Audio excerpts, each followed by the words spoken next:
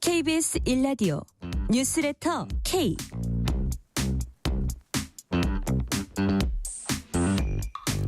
안녕하세요. 뉴스레터 K 진행하는 전종철입니다.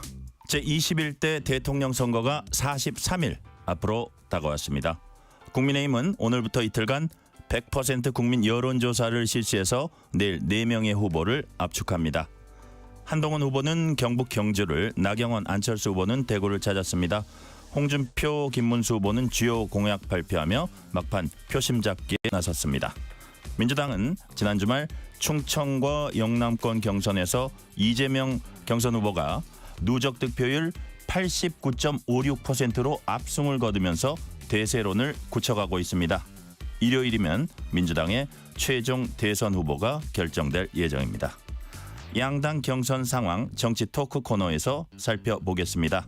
이어서 나경원 국민의힘 대선 경선 후보 인터뷰 준비돼 있습니다.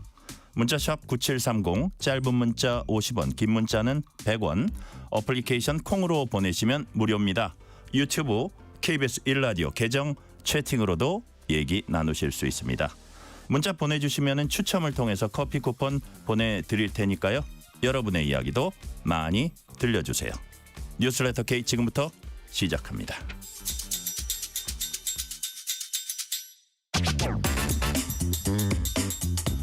뉴스레터 K 정치 토크, 박성민 전 민주당 최고위원, 신주호 전 국민의힘 상금 부대변인, 이동수 청년 정치크루 대표 나오셨습니다. 어서 오세요. 네, 안녕하십니까. 안녕하세요. 자, 민주당 영남권 순회 경선에서 이재명 후보가 90.81%, 이제 9대0이라는 얘기도 나오네요. 득표율을 기록하면서 압승을 거뒀습니다. 그제 충청권도 매우 높았는데 그거는 8% 9% 이 정도였고 여기서 90%를 넘었습니다. 자, 박성민 최고위원님, 그 의미는 뭐라고 해석하십니까? 그러니까 이재명 후보로 압도적인 정권 교체를 원하고 있다라는 거를 상징적으로 보여주는 장면이다라는 생각이 들고요. 사실 지금 이번에 이 대선 경선 자체가 이 윤석열 전 대통령의 파면과 이후에 이제 치러지는 선거이고, 그 윤석열 전 대통령의 탄핵 국면과 그 이전의 계엄 정국, 그 전에 총선, 그러니까 이런 모든 면에서 이재명 전 대표가 발휘해왔던 리더십에 대한 어떤 종합적인 평가가 이루어지고 있고, 이 높은 득표율만 봐도 어떤 정권 교체에 대한 당원들의 열망이 커지고 있는 상황이다, 이렇게 볼 수 있겠습니다. 네. 자, 이동수 대표님은 지금 이제 두 김 후보, 네. 김경수, 김동연, 반전이 가능할까요? 반전이라는 게 뭐 꼭 이긴다기보다도 네. 상당히 한 반전이 20%라든지 이런 게 가능할까요? 반전은 현실적으로 좀 어려운 상황인 것 같긴 합니다. 다만 그래도 지금 상황에서 이제 유의미한 성과를 내는 건 전 되게 중요하다고 생각을 하고요. 그 유의미한 성과라는 게 그 민주당 지금 진영에서 나오는 얘기가 이제 어차피 대통령 후보는 이재명이다 해서 어대명 얘기가 나오다가 최근에는 이제 90%를 또 넘길 수 있다고 해서 9대명 이런 얘기도 나오고 있는 거잖아요. 근데 이제 앞으로 또 기간이 남은 만큼 김경수 후보라든지 아니면 김동연 후보라든지 좀 본인의 어떤 컬러를 확실히 보여줌으로써 이번 대선이 아니라 다음 이제 좀 어떤 행보를 위한 그 교두보로서 이제 의미 있는 성과를 거두는 건 필요한 것 같고요. 방금 전에 이제 박성민 전 최고께서 당원들이 지금 압도적인 정권 교체를 원하고 있다 이렇게 말씀을 해주셨는데, 저도 그 부분이 좀 이 투표율에서 나타났던 것 같아요. 그러니까 지금 득표율뿐만이 아니라 당원들 투표율도 지난 대선 경선에 비해서 늘어났거든요. 예컨대 이제 충청권 같은 경우에는 지난번 대선 경선 때는 한 50% 정도밖에 안 나왔는데 이번에는 57.8%가 나왔고, 또 영남권 같은 경우에는 지난번 대선 경선에선 60.8%가 나왔는데 이번엔 70.8%가 나왔어요. 그래서 확실히 이 민주당원들이 이제 이 비상계엄 이후, 그리고 대통령 탄핵 이후에 이재명 후보 혹은 다른 후보든 간에 이제 압도적인 정권 교체를 원하고 있다라는 게 좀 여기서도 느껴졌습니다. 자, 지금 박성민, 이동수 두 분 말씀은 여튼 이게 민주당 당내 경선이지만 90%의 어떤 가까운 영남에서는 90%를 넘었고요. 이런 것들은 이 당내 경선에 그치지 않고 어떤 정권 교체의 열망이 포함되어 있다. 이게 신주호 부대변인 동의하십니까? 저도 민주당 당원들께서 그러한 선택을 하셨다고 생각합니다. 게다가 지금 민주당 출신의 대통령이 되기 위해서는 호남을 지역 기반으로 하는 당의 그 정체성 외연으로 확장이 돼야 되거든요. 네. 그러니까 김대중 대통령도 김종필 총리와 DJP 연합을 하면서 호남의 충청권을 더해서 대통령이 된 것이었고 노무현 전 대통령이나 문재인 전 대통령도 영남뿐 아니겠습니까? 경남뿐이기 때문에 그 경남 지역에서 유의미한 득표를 해서 결국에 대통령이 됐던 것이거든요. 네. 저는 그런 면에 있어서는 이재명 대표가 대선 본선에 나가면 상당한 파괴력을 가질 거라고 봅니다. 이재명 대표가 그러니까 그 경북 안동 출신이기 때문에 민주당에서 불모지라고 여겨졌었던 TK 지역에서도 상당한 득표를 할 수가 있다. 그렇기 때문에 그러한 민주당의 외연 확장 전략에 맞서는 국민의힘은 어떤 식으로 가야 되느냐를 아마 진지하게 좀 고민을 해봐야 될 거라고 봅니다. 지금 저 영남 지역 득표율 얘기하셨는데 네. 여하튼 지금은 경선에서도 대단한 득표율을 영남 지역에서 보여줬어요. 뭐 자기 고향이기도 하지만 어떻게 보면 이게 뭐 보수의 심장이다. 대구를 그렇게 일컫기도 하는데 이런 것들이 이런 추세라면 본선에서도 유지될 유지는 아니더라도 어떤 그 추세는 이어질 수 있다고 보세요. 저는 그럴 가능성이 굉장히 크다고 봅니다. 왜냐하면 이재명 전 대표가 지난 대선에서도 영남에서 상당한 득표를 했거든요. 예. 그럼에도 불구하고 왜 윤석열 당시 후보가 이겼느냐. 윤석열 후보가 호남에서 그동안에 국민의힘이 받지 못했던 표를 얻었습니다. 그렇기 때문에 윤석열 후보가 됐던 것인데 지금 계엄 이후에 탄핵이 됐고 이러한 전국 속에서 과연 전국에 계신 국민들이 어떠한 전략적 선택을 하실 것이냐. 호남에 계신 분들은 이재명 전 대표를 향한 맹목적인 지지를 하실 게 불보듯 뻔한 것이고 영남 TK 지역에 계신 분들은 그래도 우리가 지난번에도 이재명을 찍어줬는데 이번에 한번 바꿔보자. 이러한 인식들이 퍼질 수가 있다고 봅니다. 그런 상황에서 국민의힘이 계속해서 계엄 그리고 탄핵에 강해서 헤어나오지 못한다면 이재명 대표에게 영남 지역의 패권까지도 뺏길 수 있는 가능성이 있다고 좀 봅니다. 네. 그 우리 신주호 부대변인 말씀도 매우 어려운 선거가 될 거다. 맞습니다. 예. 뭐 그 얘기를 해주셨고요. 네. 자 그러면 자 국민의힘 쪽에서 이런 상황을 어떻게 보고 있는지 권성동 국민의힘 원내대표는 이재명 대표 경선 독주를 비판을 했습니다. 권성동 원내대표 얘기 들어보시겠습니다. 민주당 경선을 보십시오. 이재명 대표의 100% 찬성 추대라는 모양새를 막기 위해 동원된 어용, 비명 후보들만 나왔을 뿐 진심으로 이재명 후보에게 도전할 수 있는 진짜 비명은 모두 숙청되었습니다. 그럼에도 이재명 후보는 90% 가까운 득표율로 싹쓸이 독주 체제를 구축했습니다. 이렇게 민주당을 1인 독재 체제로 만들어 놓은 이재명 세력이 의회 권력에 이어 행정부 권력까지 장악하게 된다면 그것이 바로 1인 독재 국가로 달려가는 하이패스입니다. 자 박성민 최고위원님 지금 권성동 원내대표의 주장에 의하면 진짜 비명은 이미 모두 숙청된 상태에서 치러지는 경선이다. 지금 이런 경선을 보니까 더더욱 이재명 독주 체제가 강화될 것이다. 그렇다면 의회와 행정부 모두 권력 장악하면 1인 독재국가 하이패스인데 이건 견제할 데가 없다. 이런 어떤 뭐 우려랄까요? 이런 주장 어떻게 판단하세요? 거의 뭐 이 정도면 이재명 대표를 짝사랑하는 수준이다. 저는 이렇게 보이는데 계속 뭐 지금 국민의힘도 경선하고 있는 거 아닌가요? 근데 국민의힘 경선에 대해서 얘기하기는커녕 계속 이재명 대표를 뭐 추대한다느니 뭐 행정부 권력까지 장악하게 된다느니 이런 이야기를 하는 것 자체가 지금 국민의힘의 이 위기감과 조급함을 보여주는 하나의 단면이다 이렇게 생각을 하고 지금 상황에서 남의 당 경선에 신경 쓸 게 아니고 지금 오히려 국민의힘은 정강훈 그 목사도 나와가지고 뭐 당 만든다 그러고 윤석열 대통령도 신당 만든다고 했다가 뭐 보류하는 일도 있었고 그리고 심지어 한덕수 대행은 나온다 만다 명확하게 말도 없이 단일화 얘기만 솔솔 풍기고 있는 상황인데 우리 지금 민주당 경선을 볼 때가 아니라 국민의힘 경선에 좀 더 집중하셔야 될 때가 아닌가 싶습니다. 저는 이재명 대표 비판하시는 거는 이제 유효 기간이 다 끝났다라고 생각합니다. 자 신주호 부대변인한테 비슷한 질문을 드릴게요. 지금 이재명 대표 비판 이게 왜 자기네 당 얘기에 집중하지 남의 유력 그 후보만 비판해가지고 이게 선거에서 되겠느냐 이런 취지의 이제 말씀이었는데 예를 들어서 뭐 국민의힘에서 많이 얘기하는 거 입법에 의해서 행정까지 장악하고 조금 더 있으면 뭐 사법부의 주요 포스트도 이제 뭐 재판관이랄까 이렇게 임명하고 그렇다면 이것이 과연 누가 견제할 것이냐 이런 논리를 아마도 하지 말라 그래도 국민의힘은 앞으로도 할 거예요. 그게 국민들에게 먹힐 수 있을까요? 제 말은 먹히려면 이쪽에서 뭔가 비전을 하면서 해야지 먹힐 텐데 그 하나 갖고 그러니까 이재명 대표의 위험성 이거를 주로 얘기해가지고 과연 먹힐 수 있을까요? 어떻게 보세요? 저는 그러한 의구심을 국민들 모두가 갖고 계실 거라고 봅니다.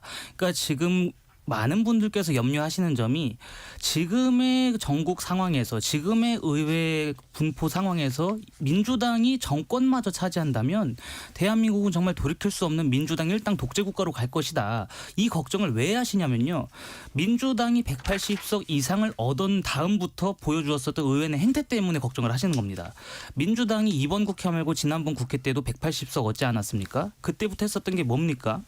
자기네 당에 불리한 이슈가 있다면 그러한 판결을 내린 법관들까지도 탄핵하겠다고 나섰고 검사들까지도 탄핵을 했습니다. 그리고 감사원장까지도 탄핵을 한 초유의 일을 벌렸어요. 게다가 김명수 대법원장, 문재인 대통령이 임명한 분 아니겠습니까? 김명수 대법원장은 자신의 사법부의 독립을 주창을 해야 되는데 그 당시에 임모 판사께 민주당에서 저렇게 탄핵하겠다고 설치는데 내가 어떻게 당신을 보호하느냐 이런 식으로 해서 민주당의 정치적 논리와 주장과 궤를 같이 하셨던 분이란 말입니다. 그렇기 때문에 지금 상황에서 만약에 이재명 대표가 집권하고 뭐 차기 헌법재판소장들을 다 임명하거나 아니면 대법원장까지도 바꾸거나 대법관들을 임명함에 있어서 민주당이 원하는 식으로 나라가 흐를 가능성이 농후해진다. 그렇기 때문에 많은 국민들께서 염려하시는 거라고 봅니다. 물론 그러한 상황 속에서 국민의힘이 수권 정당이 되기 위한 미래 청사진과 아젠다를 제시할 필요가 분명히 있죠. 저는 그러한 부분들이 아직까지는 저희 당의 경선이 진행 중이기 때문에 여러 토론회나 뭐 각종 입장 발표를 통해서 국민들께 정책을 선보일 기회는 충분하다고 봅니다. 네, 그걸 똑같은 주제를 양 분한테 이제 최고위원님하고 부대변인님한테 말씀드렸고, 이동수 대표님. 네.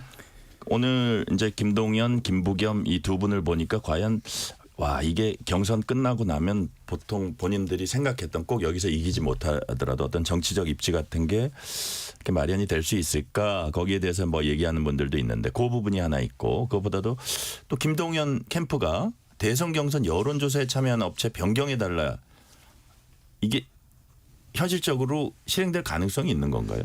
현실적으로 이미 결정된 거기 때문에 좀 진행이 되고 있잖아요. 예, 지금. 그래서 이제 시행되기 좀 어렵다고 생각을 하고요. 확실히 근데 이 부분에서 이제 김경수 후보랑 김동연 후보의 전략의 차이는 조금 보이는 것 같아요. 물론 이제 지금 최근에 이 민주당 경선이 너무 이제 이재명 전 대표 중심으로 가다 보니까는 좀 어떤 각이 안 서는 경선 아니냐 이런 비판들도 많이 나오고 있잖아요. 근데 보면은 확실히 이제 김경수 후보 같은 경우에는 우리가 지금 흔히 얘기하고 있는 착한 2등, 그냥 원론적으로 맞는 얘기하고 본인의 비전을 제시하고 이런 데 이제 집중을 하고 있다면은 김동연 후보 같은 경우는 물론 이 기조는 본인도 함께 가져가고 있지만은 또 다른 측면에서 이제 경선 룰이라든지 아니면 경선 여론조사 업체 선정과 관련해서 이제 이재명 전 대표를 좀 가끔씩은 공격하는 모습들을 보여주고 있거든요. 그래서 요 차이가 이제 경선 결과에 어떻게 이제 반영될지 또 이제 향후 어떤 민주당의 이 전개 방향 이걸 좀 가늠해 볼 수 있는 지표 중에 하나가 될 수 있지 않을까 저는 그렇게 전망을 합니다. 자, 박상민 최고위원께 여쭤볼게요. 이재명 후보가 이제 주식시장 활성화를 내걸면서 주가지수 5천 시대 열겠다 이런 얘기를 하면서 뭐 원스트라이크 아웃제, 뭐 주가 조작 적발되면 엄벌에 처하겠다 뭐 이런 얘기도 하면서 상법 개정 재추진 얘기를 했어요. 이게 이제 뭐 기업 지배구조 투명성 높이겠다, 또 뭐 주주 이익 보호하겠다 이런 차원인데 자. 기업들은 좀 긴장할 것 같아요. 이 부분 어떻게 이렇게 잘 기업들도 안심시킬 만한 좀 방안이 있을까요? 근데 사실 이 부분은 상법 개정 같은 경우는 저는 기업들을 안심시켜야 되는 문제라기보다는 네. 오히려 지금까지 추진이 안 된 게 더 문제가 있다라고 저는 생각을 합니다. 왜냐하면 이 상법 개정 같은 경우에는 사실은 윤석열 정부의 어떤 뭐 금감원장까지도 이 부분은 통과가 돼야 된다라고 이야기를 하면서 국민의힘과 마찰을 빚기도 했었거든요. 사실 코리아 디스카운트의 원인으로 어떤 이런 투명하지 못한 기업의 지배 구조라던가 아니면 네. 개미 투자자들이 현실에서 보호받지 못하거나 아니면 기업에서 어떤 부당한 승계나 불법적인 이익을 도모하기 위해서 이 개미 투자자들의 이익은 무시당하는 이런 악습이 있어 왔기 때문에 이 상법 개정안의 필요성이 증대가 됐던 거거든요.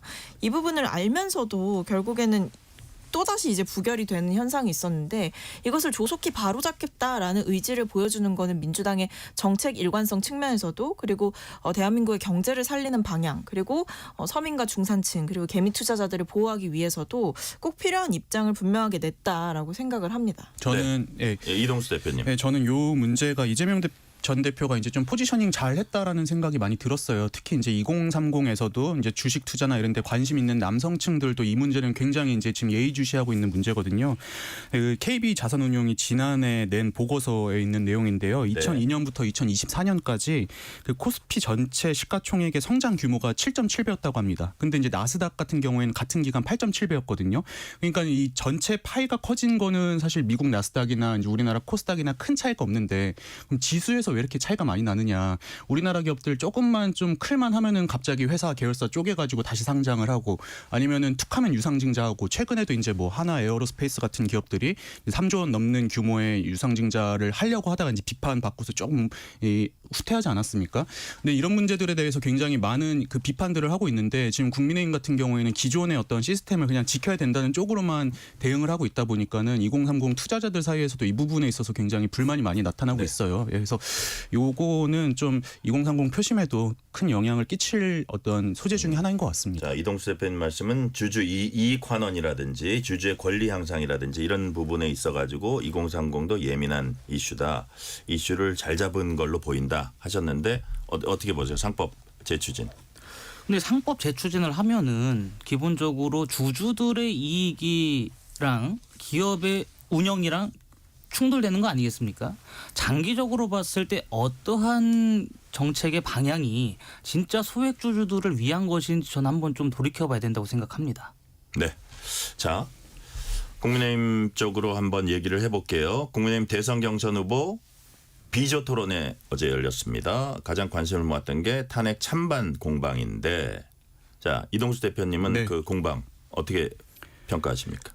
저는 이 부분이 이제 현재 국민의힘 4강에서 마지막 그 4등이 누가 될 것인가를 좀 결정짓는 변수가 되지 않을까 이렇게 생각을 합니다. 지금 현재 이제 이 4명까지가 이제 또 2차 경선을 치르게 되는 거잖아요. 근데 그 중에서 3명 같은 경우에는 뭐 예를 들어서 홍준표 후보, 한동훈 후보, 김문수 후보가 될 거라는 데에는 이견들이 많이 없는 것 같아요. 근데 그럼 과연 4번째는 누군가 했을 때 나경원 후보랑 안철수 후보가 지금 경쟁을 하고 있는데 안철수 후보 같은 경우에는 물론 탄핵 그 소추안 표결 때도 그렇긴 했지만 최근에 보면 또 이 탄핵 찬성과 관련해서는 선명성을 더 강화하고 있는 쪽이고 나경원 후보 같은 경우에 다소 좀 모호하면서도 이제 그 탄핵을 좀 반대하는 그런 입장을 취하고 있는 거잖아요. 그래서 저는 이 부분이 이제 이 부분에 있어서 당원들이 어떻게 결정을 할지 좀 살펴봐야 될 것 같습니다. 예. 자, 박성임 최고위원님, 이게 뭐라 그럴까요? 이 국민의힘 경선에서의 뭐 득표 이해득실과 본선에서의 어떤 평가와 좀 달라질 수도 있는 주제인가요? 정반대로 갈 수가 있죠. 그러니까 왜냐하면 이 지지층들, 그러니까 특히 투표를 적극적으로 하는 지지층들 입장에서는 탄핵에 반대했던 인사들에게 표를 주고 싶을 거고 네. 대통령을 옹호하는 쪽에 표를 줄 가능성이 높은 상황인 거죠. 근데 그것과 별개로 그렇게 선명하게 이 경선 과정에서 대통령을 옹호하고 뭐 윤석열 전 대통령의 계엄이 정당했다라는 옹호론을 계속 펼치게 된다면 본선에 나가서는 그 발언들이 그대로 다시 끌어올려지는 거거든요. 예. 그렇기 때문에 오히려 지지층들에게 소구하기 위해서 본인의 색깔을 선명하게 했다가 그 선명성 때문에 오히려 본선에 가서는 유권자들로부터 배척당할 수 있는. 네. 그래서 오히려 이게 지금 당심과 민심이 괴리가 되는 상황이 발생하다 보니까 후보들도 당장 눈앞의 이익이라든지 차기 당권의 욕심이 나다 보니 오히려 일반 국민들의 생각이나 상식적인 이야기를 하지 못하고 있는 게 지금 국민의힘 경선의 현 주소인 거죠. 자, 신주호 부대변인 네. 찬탄 반탄 공방 어떻게 보셨어요? 저는 사실 저 대답이 약간 예상은 되는데 그래도 한번 말씀해 보세요. 저는 사실 그런 공방을 예. 어제는 안 했어야 된다고 생각합니다. 왜냐하면 지금 솔직히 말씀드려서 계엄 사태 그리고 탄핵 정국은 이미 끝난 상황 아니겠습니까? 그렇다면 그 이후에 어떠한 국가 아젠다를 통해서 국민들의 삶을 나아질 수 있을 것이냐 이거를 고민해야 되는 상황인데 일부 주자들께서는 이 대선에 관심이 없는 것 같아요. 대선에서는 우리가 진다라는 생각을 확고한 그 확신을 갖고 계시는 것 같습니다. 그래서 대선 이후에 향후 본인의 정치 행보를 염려한 그런 식의 지금 토론에 임하시는 것 같은데 네. 그렇게 해서는 안 된다고 봅니다. 지금 뭐 수많은 여론조사로도 증명이 되어 있습니다만 계엄에 대해서는 모든 국민들께서 사실상 완강히 반대하고 계십니다. 그렇다면 국민의힘이 대선에서 적어도 이재명의 민주당과 맞서기 위해서는 계엄에 대해서 완강히 반대한다. 이런 국민적인 시각과 같은 어느 정도 동조할 필요가 있거든요. 근데 그러한 것이 아니라 왜 계엄이 터졌는데 쉽게 말해서 당정 관계를 제대로 하지 못했기 때문에 계엄이 터진 거 아니냐. 내가 그 당시에 당대표였다면 대통령과의 관계 회복을 위해서 노력했을 것이다. 이런 식의 가정법을 계속 대입시키고 있다는 것이죠. 이렇게 국민의힘 경선이 흘러간다면 좋아할 사람이 누구겠습니까? 민주당밖에 없습니다. 그렇기 때문에 저희가 이제 내일 최종 4명의 후보를 추리는데요. 그 4명의 후보가 추려지고 난 다음에는 계엄에 대해서는 명확한 판단을 한 다음에 어떠한 정책 대결을 할지를 전 고민해야 된다고 봅니다. 저 신주호 부대변인한테 질문 하나 더 드려볼게요. 홍준표 후보가 네. 한동훈 후보의 외모, 신체에 관한 질문을 했습니다. 그래서 뭐 한 가지 뭐 키에 관한 질문을 하고 그 다음에 다른 질문을 하면서 이건 유치해서 질문 안 드리겠습니다 했는데 많은 사람들은 그걸 질문으로 받아들여요. 그 이미 말을 했기 네. 때문에 그랬더니 대답이 뭐라 그랬냐면 한동훈 후보가 유치하시네요 네, 네. 하고 그 다음에 이제 캠프에서 나오는 걸 보니까 한동훈 캠프에서는 토론의 질을 떨어뜨렸다. 홍준표 후보는 뭐라 그랬냐면 다른 방송 나가서 이미지 정치하지 말고 내실 다지라 이런 취지였다. 네. 는 홍준표 후보의 해명 어떻게 보세요? 그러니까 솔직히 말씀드려서 홍준표 후보가 그런 말씀을 하시니까 저는 개인적으로 밉게 느껴지진 않았습니다. 아 그래요? 어느 정도 좀 재밌게 느껴졌는데 아 평소 때 좋아해서 그런 게 아니에요. 뭐 제 평소에 좋아하는 것도 있고요. 근데 그러한 말씀을 대선 토론에서 하실 건 전 아니라고 봅니다. 이미지 정치 말씀하시는데요. 그 이미지라고 하는 것은 국민들께 어떤 식으로 다가가느냐 그 문제 아니겠습니까? 저는 그게 굉장히 중요하다고 봅니다. 국민들께 불통해 독선적인 이미지, 꼰대의 이미지로 다가가는 후보가 낫겠습니까? 아니면 그래도 최소한 자기 치장을 하면서 국민들께 잘 보여드리고 싶어하는 심정을 가진 후보가 훨씬 낫겠습니까?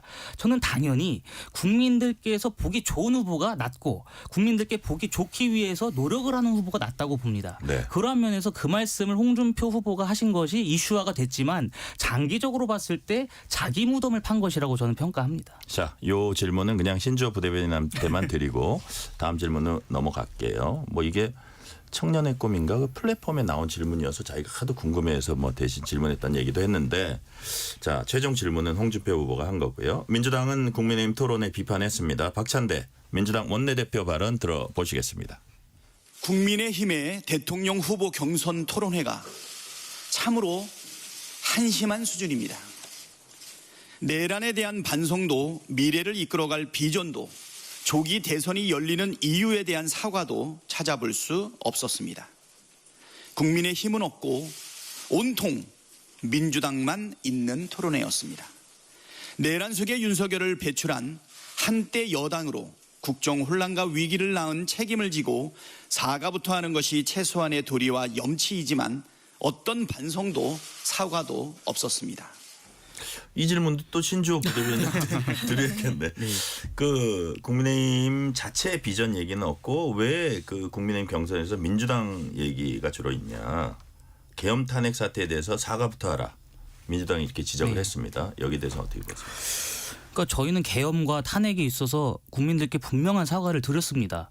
권영세 비대위원장이 직접 나서서 사과를 했고 계엄 사태 직후에는 한동훈 당시 대표가 나서서 국민들께 송구하다는 입장을 밝혔죠. 그러한 입장들은 지금 다 모르쇠 한 채 이런 식으로 본인들이 국민들께 관철시키고 싶어하는 주장만 일방적으로 한다고 해서 국민들께서 그것을 납득하실 것이냐? 저는 그렇다고 보지 않습니다. 그리고 마찬가지로 민주당도 아침마다 국민의힘 비판하는 거 아니겠습니까? 오늘 그 김병기 최고위원인가요? 그분도 국민의힘 토론이 굉장히 저질로 간다. 이렇게 해서 상당한 비판을 하셨어요. 박찬대 지금 원내대표도 마찬가지의 주장을 하시는 거 아니겠습니까? 정치에 있어서 서로가 서로를 향해서 비판을 하고 또 비판을 한 다음에 어떠한 반박을 하고 그런 것들은 당연한 과정인데 마치 국민의힘이 이재명 대표만 비판한다는 식으로 주장을 하는 것은 저는 옳지 않다고 보고 이재명 대표를 향한 비판은요. 국민의힘에서만 하는 게 아니라 국민적인 의구심 그리고 국민들께서 이재명 대표를 향해서 갖고 있는 불신 때문에 발생한 것이지 정치적인 문제가 전 아니라고 봅니다. 근데 자, 저는 예. 이동수 대표. 근데 저는 이제 이 최근에 이런 최고위원회 발언들도 그렇고 이제 이슈들 막 제기되는 거 보면서 전반적인 인상이 어떻냐면 보면은 공수가 좀 뒤바뀐 것 같은 생각이 들어요. 예를 들어서 이제 축구 경기할 때 뭐 후반전 막바지인데 이제 2대0으로 뒤지고 있으면은 지는 팀에서는 골키퍼까지 빼가지고 이제 공격에 나서고 이러잖아요. 네. 이걸 이슈로서 이제 계속 이제 이슈를 제기하고 공격에 나서야 되는데 지금 보면은 오히려 민주당에서 앞서고 있는데도 불구하고 뭐 코리아 디스카운트라든지 뭐 아니면은 세종시 이전이라든지 이런 것들 먼저 제기하면서 이제 이슈를 던지고 있고 국민의힘은 그것보다는 지금 계엄 탄핵 요거에 지금 묶여가지고 그 한 발짝도 못 나가고 있는 것 같은 인상이 좀 많이 저는 들더라고요. 예. 네. 자, 박수민 최고위원은 어떻게 보셨어요? 그러니까 지금 이제 국민의힘에서 이재명 전 대표를 비판하는 게 뭐 통상의 정치 상황이라면 뭐 양해해줄 부분도 있겠지만 그게 아니라 어쨌든 자당에서 배출한 대통령 때문에 나라가 쑥대밭이 됐고 그 불법 비상계엄 때문에 탄핵이 된 상황이라면 적어도 염치가 있다라고 한다면 자꾸만 이제 민주당을 공격하거나 이재명 전 대표를 물어뜯기보다는 좀 스스로의 통절한 어떤 반성과 사죄가 좀 필요하지 않나라는 생각인데 지금 국민의힘 경선에 나온 후보들도 보면 대부분 다 대통령을 옹호하고 계엄령에 대해서 사실은 제대로 비판을 못하는 사람들이 대부분이잖아요. 그러다 보니까 이런 해야 할 말은 못하고 굳이 하지 않아도 될 이야기들만 자꾸 전면에 내세우니까 책임을 회피하고 있다. 굉장히 비겁하다라는 인상을 받을 수밖에 없는 상황입니다. 네. 자, 이제 4강 관문을 누가 통과할지 지금 뭐 나오는 지지율이나 뭐 여러 가지 언론의 예측인데 이건 뚜껑을 열어봐야 합니다. 사실은. 근데 지금 뭐 많은 언론들이 얘기하는 김문수, 홍준표, 한동훈. 그다음에 또 한 명이 누구냐. 나경원이냐 안철수냐. 두 분이 각을 세워요. 안철수 후보 뭐라 그러냐면 탄핵 각하 외쳤던 분이 대선 출마 웬 말이냐. 그러면 나 후보는 남의 둥지에 가서 알을 낳는 뻐꾸기. 대선 때마다 이당 저당 다닌다. 차라리 뭐 어떻게 해라. 자, 이 공방은 어떻게 보셨는지 이동수 대표님. 이제 안철수 후보가 현 상황에서는 사실은 어떻게 네. 보면 당내 지분도 굉장히 약한 편이고 예. 지지세도 약하다고 볼 수 있는 거잖아요. 근데 이제 물론 이 후보가 될 가능성은 높지는 않겠지만은 이런 모습들 나경원 후보가 더 높다고 봐요. 현재로서는 저는 그렇게 그래요? 생각을 합니다. 예. 근데 이제 안철수 후보 같은 경우는 대선 이후를 또 바라보는 측면도 있는 것 같고요. 나경원 후보 같은 경우에는 그 친윤이라고 우리가 얘기하는 강성 지지층의 표가 원래 이제 김문수 후보에게 많이 몰려 있었잖아요. 네. 근데 한덕수 차출론이 뜨면서 좀 김문수 후보가 요즘 주춤한 모양새고 또 이제 강성 지지층의 표가 그쪽으로 많이 가고 있는 모양새거든요. 근데 이제 한덕수 뭐 총리가 나온다고 뭐 볼 수도 없는 상황이긴 하지만은 일단 이분이 경선에 참여하는 건 아니기 때문에 저는 그 표가 일정 부분 나경원 후보에게도 가지 않을까. 그러면은 나경원 후보가 좀 반사이익을 얻는 측면도 있을 것 같습니다. 자, 우리 신주호 부대변님이 면밀한 취재를 통해서 당 분위기 네. 4명이 누굽니까? 지금 상황에서는 김문수, 한동훈, 홍준표, 나경원이 될 그래요? 가능성이 크죠. 왜냐하면 나경원 의원 쪽에는 현역 의원이 많이 붙었거든요. 근데 안철수 의원 쪽에는 현역 의원이 아마 붙으신 분이 제가 알기로는 없는 걸로 알고 있습니다. 그거 자체가 당내에 어떠한 분위기가 이렇게 만연하게 퍼져 있는지를 증명하는 것이거든요. 어느 정도 수준의 의원들이 지지를 했느냐 이것이. 그런데 지금 상황으로 봤을 때는 나경원 의원 쪽에는 상당히 많은 분들이 계시고 또 대통령실 출신인 강승규 의원께서도 계십니다. 나경원 캠프에. 그러다 보니까 저희가 그 세를 무시할 수 없을 맞습니다. 것 같아요. 비록 저희가 내일 이제 1차 컷오프를 하는 것은 여론조사 100%입니다만은 그것이 국민의힘과 무당층, 국민의힘 지지층과 무당층만을 대상으로 하는 것이기 때문에 현역 의원들이 각 지역에서 이렇게 열심히 홍보해주고 하는 그런 것들이 영향을 안 끼칠 수가 없습니다. 그래서 지금 상황으로서는 제가 보기에는 김문수, 한동훈, 홍준표 거기에다가 나경원 의원까지가 해서 4강으로 가지 않을까. 예상합니다. 그 방금 전에 이제 네, 부대변인께서 이동수 대표님. 말씀하신 그 여론조사에서 역선택 방지 조항을 지금 넣은 거잖아요. 근데 네. 이제 아무래도 안철수 후보를 지지하는 분들은 이제 중도에서 온건 보수에서 이제 진보를 아우르는 좀 계층이 많을 거고 그렇죠. 예. 나경원 후보 같은 경우에는 거기서 좀 더 이제 보수적인 분들이 많을 거기 네. 때문에 지금 현재 이제 여론조사로 드러나고 있는 것보다 나경원 후보는 조금 더 플러스되는 측면이 있을 거고 안철수 의원은 여기서 조금 손해 보는 게 있지 않을까 저도 맞습니다. 그렇게 예. 예상을 합니다. 네. 자, 박성민 최고위원님, 예를 들어서 4강에 나경원 후보가 올라가냐 안철수 후보가 올라가냐에 따라서 본선의 어떤 구도가 조금 달라질 수도 있나요?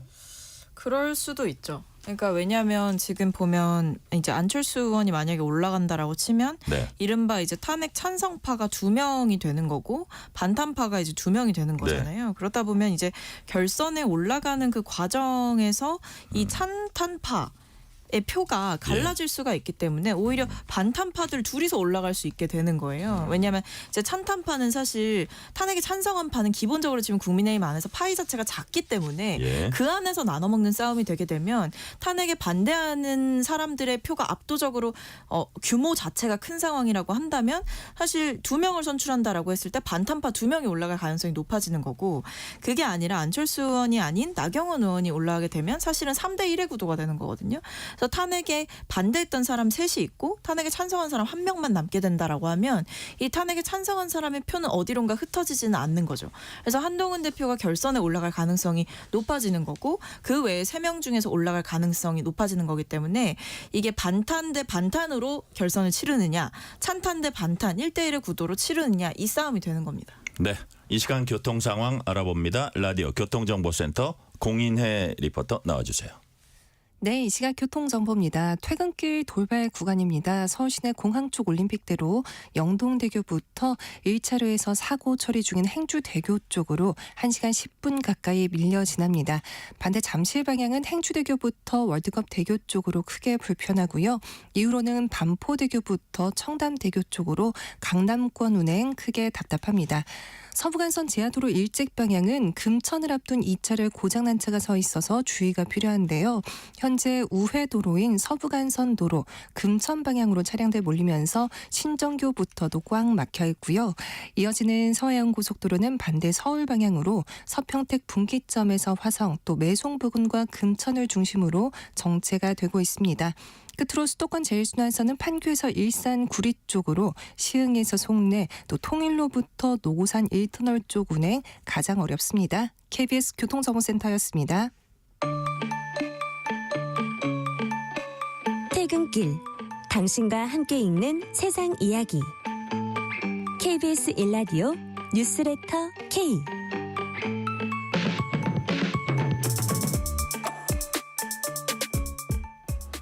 KBS 1라디오 뉴스레터 K 정치 토크 박성민 전 민주당 최고위원 신주호 전 국민의힘 상근 부대변인 이동수 청년 정치크루 대표와 얘기 나누고 있습니다.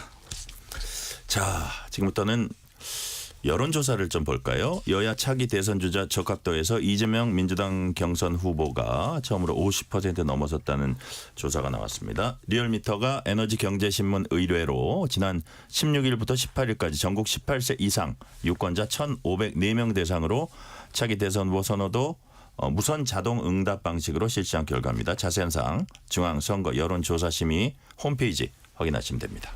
자, 이 전 대표가 조사 결과 보니까 50.2% 과반의 지지율, 김문수 전 장관 12.2%, 한동훈 전 대표 8.5%, 홍준표 전 대구시장 7.5% 나타났습니다. 아까 그 당내 경선에서 90%의 어떤 지지를 정권 교체에 대한 그 당내 당원들 혹은 뭐 여기에 그 어떤 그 뭐 열망이라 그럴까 그렇게 얘기를 했는데 신주호 부대변인 이것도 비슷한 겁니까? 50% 넘어선 거의 의미는 뭘까요? 제가 볼 때 이거에 큰 의미를 두면 안 될 것 같습니다. 왜냐하면 왜요? 민주당은 기본적으로 후보가 정해져 있는 상황이고 국민의힘 같은 경우에는 후보가 지금 다투고 있는 상황이기 때문에 아직 1대1 구도가 안 만들어졌습니다. 1대1 구도가 만들어진 상황에서 서로를 향한 그 이제 검증이라 그러죠. 그런 것들이 계속 더해지고 하다 보면은 이 추세가 저는 그대로 갈 거라고 생각하진 않습니다. 그래서 뭐 여론조사는 여론조사 추이대로 보면서 인정을 해야 되겠지만 이재명 대표가 과반을 넘기는 대통령이 될 수가 있을 것이냐. 저는 그거는 회의적으로 바라보고 있습니다. 자, 이동수 대표님. 네.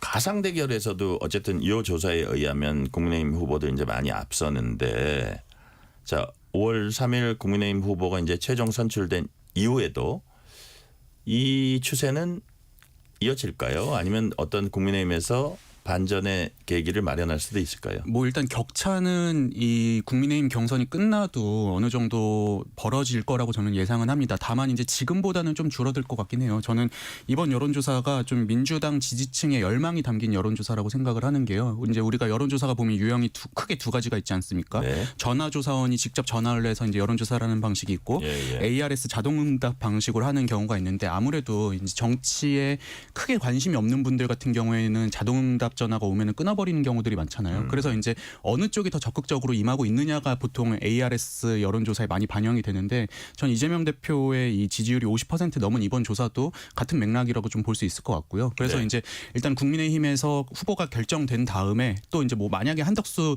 총리가 지금 나오네 마네 이런 얘기가 나오고 있는데 그것도 결정된 다음에 방금 전에 신전 부대변인께서 말씀하신 것처럼 후보가 확정이 되면은 지금과는 좀 달라질 수 있을 거라고 보고요.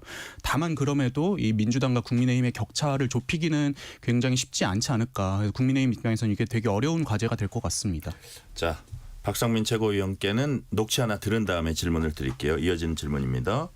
자, 이재명 후보 일강구도 나타나는 상황에서 권영세 국민의힘 비상대책위원장은 국민의힘의 문을 활짝 열겠다. 반명연합 시사한 듯한 발언, 뭐 빅텐트 개념 같은데요. 이런 발언이었습니다. 권영세 위원장 얘기 들어보시겠습니다. 오늘 국민의힘은 당의 문을 다시 활짝 열겠습니다.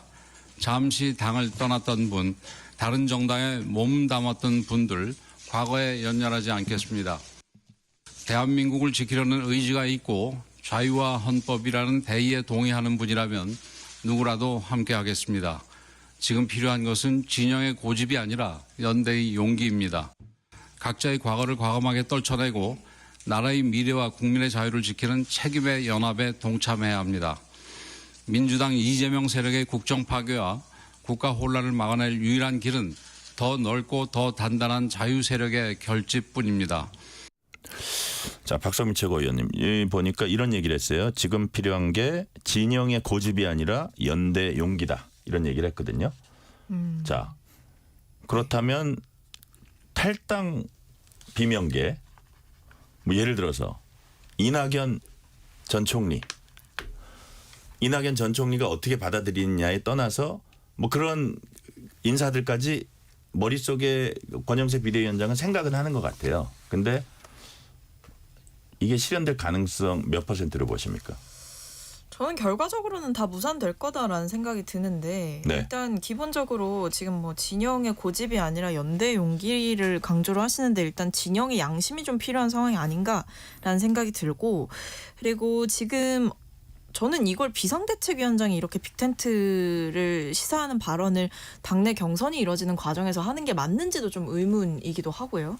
그리고 뭐 한덕수 대행을 통한 뭐 무소속 단일화라든지 아니면 뭐 진영에 상관없이 뭐 새미래까지도 품어보겠다 혹은 개혁신당까지도 품어보겠다 이런 것들을 생각하고 있다라고 볼 수밖에 없는 발언인데 저는 기본적으로 그 빅텐트라고 하는 것 안에 모이는 사람들 간의 간극이 너무나 크기 때문에 사실 그 빅텐트는 빈텐트가 될 가능성이 너무나 높다라고 생각을 하고 지금 상황에서 뭐 오로지 반명이라는 기치만을 내걸고 이재명은 안 됩니다라는 구호로 사람을 모아본다고 한들 그 텐트에 사람들이 관심이 없으면 텐트가 아무리 크게 쳐진다고 한들 저는 그건 무의미한 텐트가 될 거라고 보거든요. 텐트를 치면 사람들이 와서 이렇게 보고 호응을 해줘야 그게 의미가 있는 거지 그냥 그들만의 리그처럼 그들만의 잔치처럼 아 우리는 이재명을 싫어하는 사람들이야 라고 모여봤자 국민들이 이재명 대표를 원하면 아무리 이재명을 싫어하는 사람들이 많이 모여서 자기들끼리 단일화를 하든 뭐 게임을 하든 저는 그건 국민들에게 오히려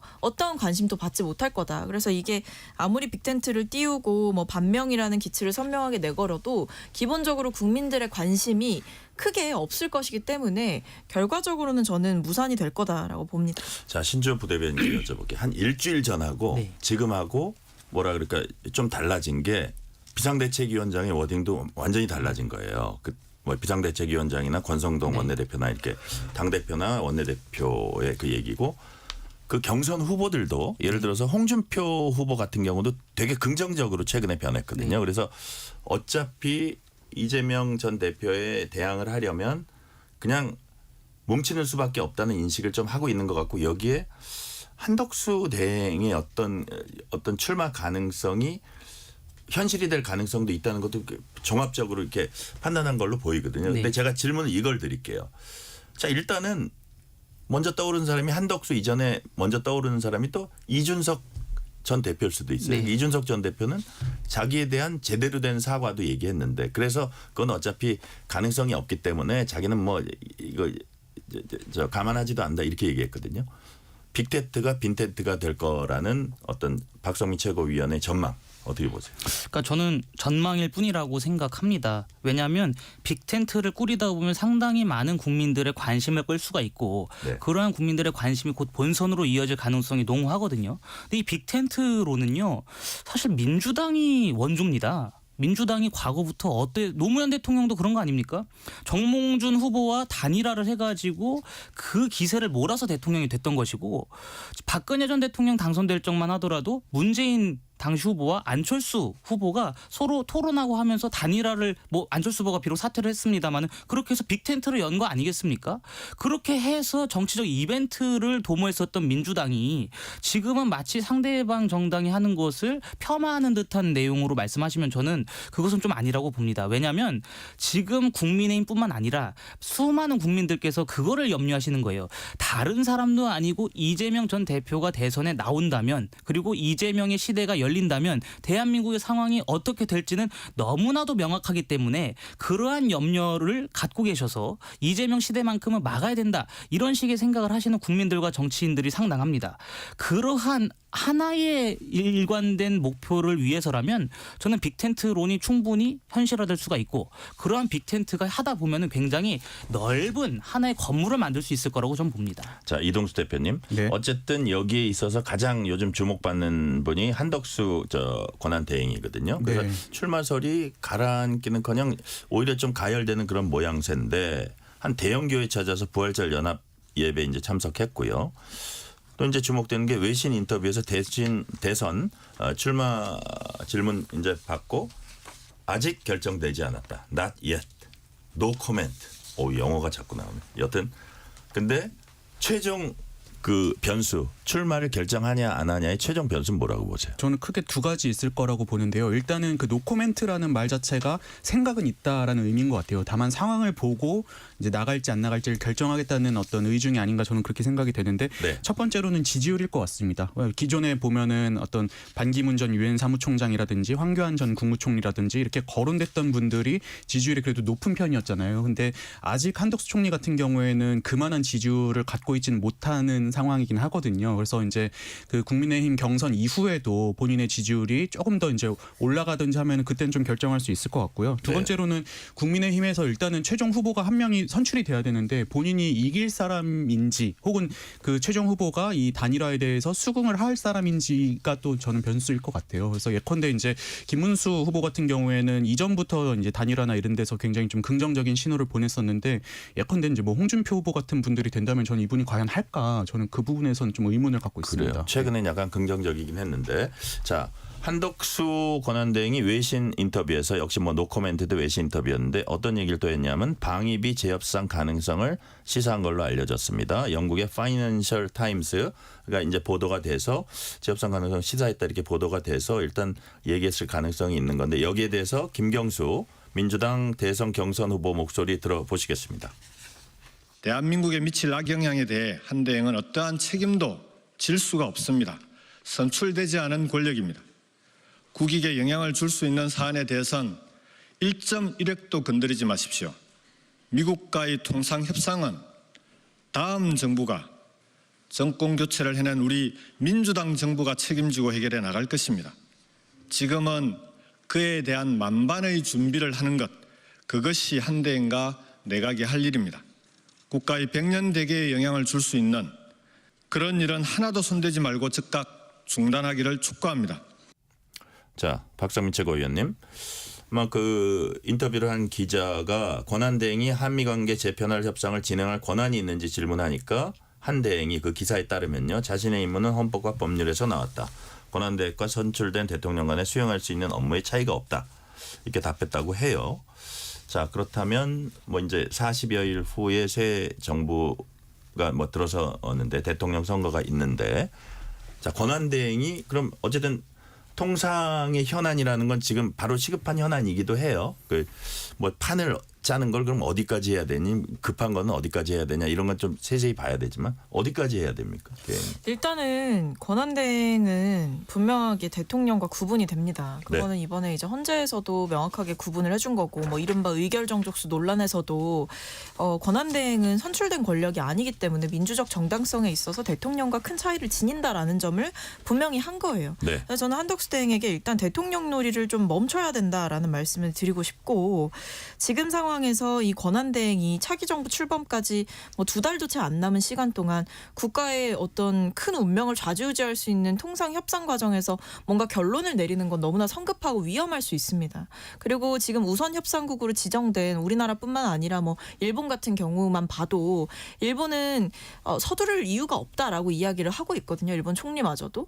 그러니까 지금 보면 이 트럼프 행정부의 어떤 불확실성이라든지 아니면 지금 빨리 협상을 원하는 미국 측의 요구를 다 들어주다간 오히려 졸속 협상, 그리고 국익에 좀 저해되는 협상을 할 우려가 있는 상황이기 때문에 전문가들도 이 협상을 속도전으로 갈 이유가 전혀 없다. 오히려 시간을 좀 두면서 미국 측의 요구를 정확하게 파악하는 게 필요한 시점이다라고 얘기를 하고 있습니다. 그래서 지금 우려되는 건 한덕수 대행이 이 통상 협상, 그러니까 관세 협상을 지렛대 삼아서 본인의 어떤 치적을 내기 위해서 국익에 해가 되는 행위를 할까봐 우려가 되는 거고, 그 부분에 대해서 지금 민주당에서 분명하게 경계하고 좀 경고를 주는 목소리를 낼 수밖에 없는 거죠. 네.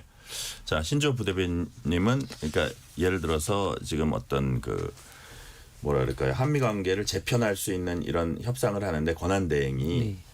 뭐 아주 급한 일은 대응할 수 있겠지만 만약에 판을 짜는 그런 데서 자신의 뭐 치적을 보인다거나 이런 네. 것들은 좀 위험하지 않느냐. 이게 박성민 최고위원 얘기거든요. 이 부분은 어떻게 보세요? 저는 그럴수록 한덕수 대행이 해야 된다고 봅니다. 왜냐하면 민주당 정권, 그러니까 이재명 대통령이 들어서게 되면은 한미 관계가 악화할 거라는 것은 불보듯 뻔한 거 아니겠습니까? 이재명 대표가 지난해 총선에서 유세하면서 중국에도 쉐쉐하면 된다, 이런 식의 발언을 한 분이 대통령이 됐을 때 한미 관계가 어떻게 더 돈독해지고 한미 간의 공조가 어떻게 더 강화가 되겠습니까? 그렇기 때문에 지금과 같은 상황에서는 그 미국의 그 주요 통상 업무를 했었고 또 주요한 미국 통이신 한덕수 대행께서 한국과 미국 간의 관계 설정을 하셔야 된다라고 저는 봅니다. 그리고 그것을 대부분의 국민들이 원할 거라고 봐요. 그러니까 민주당의 주장대로라면 지금 한덕수 대행은 무늬만 대통령이니까 아무것도 하지 마라, 이거 아니겠습니까? 그렇다면 민주당이 역으로 묻고 싶은 겁니다. 만약에 당장 내일 북한이 우리를 향해서 도발을 하고 우리를 향해서 선전포고를 했다고 칩시다. 그러면은 한덕수 대행한테 당신은 무늬만 대통령이니까 40일 뒤에 우리가 집권하면 우리가 북한이랑 전쟁하겠어, 이렇게 말할 겁니까? 그건 아니잖아요. 그렇기 때문에 지금 당장 당면한 과제들은 한덕수 대행이 시급하게 처리를 해야 된다고 전 봅니다. 예, 시간이 거의 다 돼서 이제 주제 바꿔볼게요. 정광훈 목사가 자유통일당 후보로 대선에 출마하겠다고 밝혔습니다. 최근에는 윤석열 전 대통령 이름을 딴 변호인단 그 젊은 변호사들이 주축이 된 신당 창당 시도가 있었다가 보류된 바가 있습니다. 자, 이런 부분, 그 윤 전 대통령의 어떤 그 이름이 자꾸 거론되고 이런 부분이 보수 진영 어떤 대선 후보가 대선을 치러 나가는데 이동수 대표님은 어떻다고 보세요? 저는 그 중도학 장면에서 매우 부정적으로 보고 있습니다. 그리고 저는 이참에 이제 국민의힘도 기존의 강성 보수와 좀 절연하는 계기가 되어야 될 것 같아요. 실제로 이제 과거에 뭐 박근혜 대통령 탄핵에 이제 반대하는 뭐 대한애국당 이런 정당들이 있었는데 이분들이 이제 태극기 집회나 이런 데서 많은 분들이 나와가지고 규모나 세는 굉장히 커 보였지만은 뭐 총선이나 이런 데서 유의미한 성과를 거둔 적은 없었잖아요. 근데 이런 쪽이 자꾸 휘둘리면 국민의힘이 이제 중도층 혹은 이제 수도권 정서와 점점 멀어지는 모습 보여줬어 가지고 저는 이참에 좀 국민의힘이 리뉴얼하는 계기가 돼야 된다고 생각을 하고요. 이게 이제 권영세 비대위원장께서 아까 이제 저희가 다뤘던 빅텐트론 이제 네. 이런 거 주장하시는데 사실 그 빅텐트라는 게 뭐 이준석 개혁신당도 지금 염두에 두고 있을 거고 뭐 이런 분들까지 염두에 두고 있다면은 말이 안 되는 거잖아요. 그래서 저는 이참에 좀 국민의힘이 노선을 확실히 개혁을 해야 된다 이렇게 생각을 하고 있습니다. 신조 부대변인 짧게 시간 관계상 비슷한 얘기할 것 같아서. 저도 동의합니다. 그래요? 왜냐하면 저희가 예. 전광훈 목사 이런 분들과 절연하지 못해가지고 홍역을 치른 적이 있습니다. 이번 기회에 이분들과 단호하게 절연을 해야 된다고 저도 봅니다. 네. 오늘 윤석열 대통령 내란 혐의 2차 공판 열렸습니다. 1차와 다르게 윤 대통령 모습 공개됐는데요. 뭐 포토라인을 통과한 건 아니고 지하주차장 통해서 가서 재판이 시작되기 전에 이제 좀 그 영상 스케치하고 사진 찍게 하고 그다음에 재판은 시작됐습니다. 자, 이 부분 박성민 최고위원님 시간은 거의 다 됐으니까 짧게 어떻게 평가하세요? 아직까지도 뭐 윤석열 전 대통령에 대한 특혜는 저는 존재한다라고 봅니다. 뭐 지하를 통해서 들어가는 것도 그렇고, 그리고 지금 윤석열 전 대통령의 이 법정에서의 모습이 전해지는 걸 보면 뭐 웃었다라는 얘기가 들리더라고요. 그래서 윤석열 전 대통령이 지금 국민들로 하여금 어떤 내란성 이 분노를 다 유발을 해놓고 아직까지도 마치 본인이 의기양양하게 개선 장군인 양 혹은 독립운동가처럼 이렇게 굴고 있는 모습과 법으로 단죄하기는커녕 윤석열 전 대통령을 위한 특혜를 제공하고 있다라는 비판을 받고 있는 법원은 반성해야 된다라고 생각합니다. 네, 신주엽 부대변인님 짧게. 그러니까 뭐 법적인 절차에 따라서 예. 향후 재판 과정이 진행되지 않겠습니까? 저는 좀 지켜봐야 된다고 봅니다. 네. 자, 시간이 한 20초 남아서 이동수 대표님. 윤석열 전 대통령이 처음에 집권했을 때 공정과 상식 얘기했었잖아요. 네. 많이는 법 앞에 평등하다는 게 저는 공정과 상식 아닌가. 그래서 딱히 불이익을 줄 이유도 없지만 그렇다고 해서 특혜를 베풀어서도 안 된다고 생각합니다. 네. 불이익을 줄 필요도 없고 특혜를 베풀어서도 안 된다는 말씀까지 오늘은 듣겠습니다. 지금까지 박성민 전 민주당 최고위원, 신주호 전 국민의힘 상근 부대변인, 이동수 청년 정치크루 대표였습니다. 말씀 감사합니다. 감사합니다. 뉴스레터 K 1부 마치고 2부가 이어집니다.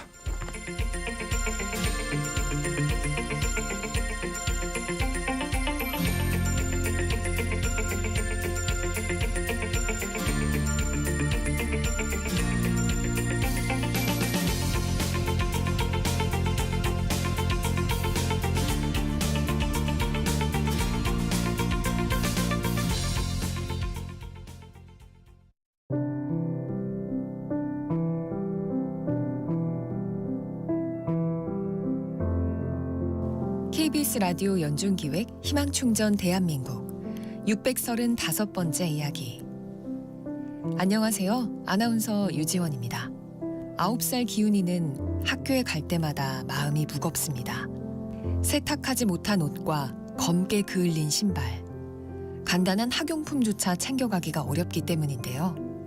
얼마 전 경북 영덕에 덮친 산불로 인해 삶의 터전을 잃어버린 기훈이네.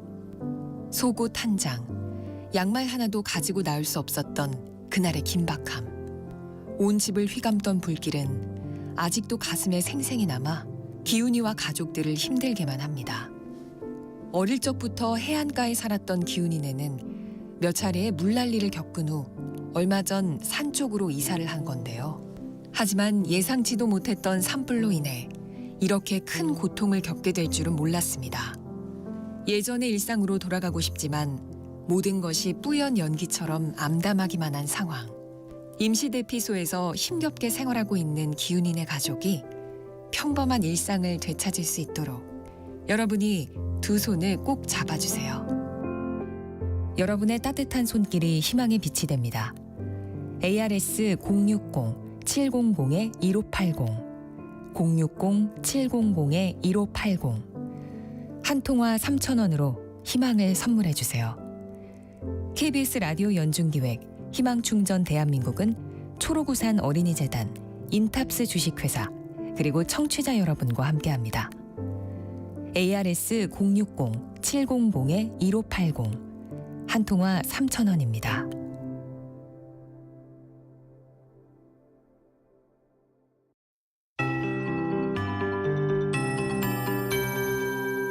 KBS 58분 날씨. 오늘 늦은 밤부터 제주도에 또 내일 새벽부터는 수도권과 충남에 비가 시작돼 오전 내로 전국 대부분 지역으로 확대되겠습니다. 늦은 밤에 대부분 그치겠는데요. 하루 동안 비의 양치고 상당히 많겠습니다. 제주와 남해안 지리산 부근의 경우가 그렇습니다. 지형적인 영향이 더해지면서 매우 강하고도 많은 비가 쏟아지겠습니다. 시간당 10에서 30mm의 강도가 되니까 산사태나 축대 붕괴 등 피해 없도록 주의하셔야겠습니다. 천둥, 번개, 돌풍도 주의해 주시고요. 이들 지역은 30에서 80, 제주 많게는 120mm 이상도 보고 있습니다. 그 밖에 대부분 지역도 역시 적지 않은 양입니다. 중부지방 10에서 50, 남부지방 많게는 60mm 안팎의 비가 예상되고 있습니다. 이례적으로 높은 최고 기온을 기록했습니다. 서울의 경우 27.1도로 평년보다 8도가 높았습니다. 초여름 날씨라고 하기에도 더위가 강했는데요. 내일부터 기온이 서서히 내려가기 시작하겠습니다. 오늘 늦은 밤부터 내일 새벽 사이 서쪽을 중심으로 안개가 짙겠습니다. 내일까지 서해와 남해에 바다 안개가 상당히 짙을 걸로 보이고요. 내일도 전국 대부분 지방에 바람이 매우 강하게 불겠습니다. 비바람 주의하셔야겠습니다. 지금 서울의 기온은 25.5도입니다. KBS 58분 날씨 강혜종입니다.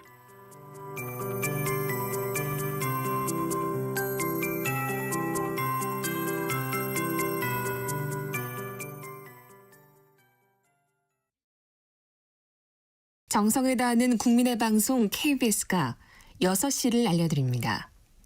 AM 711kHz, FM 97.3MHz, KBS 1라디오입니다. HLKA.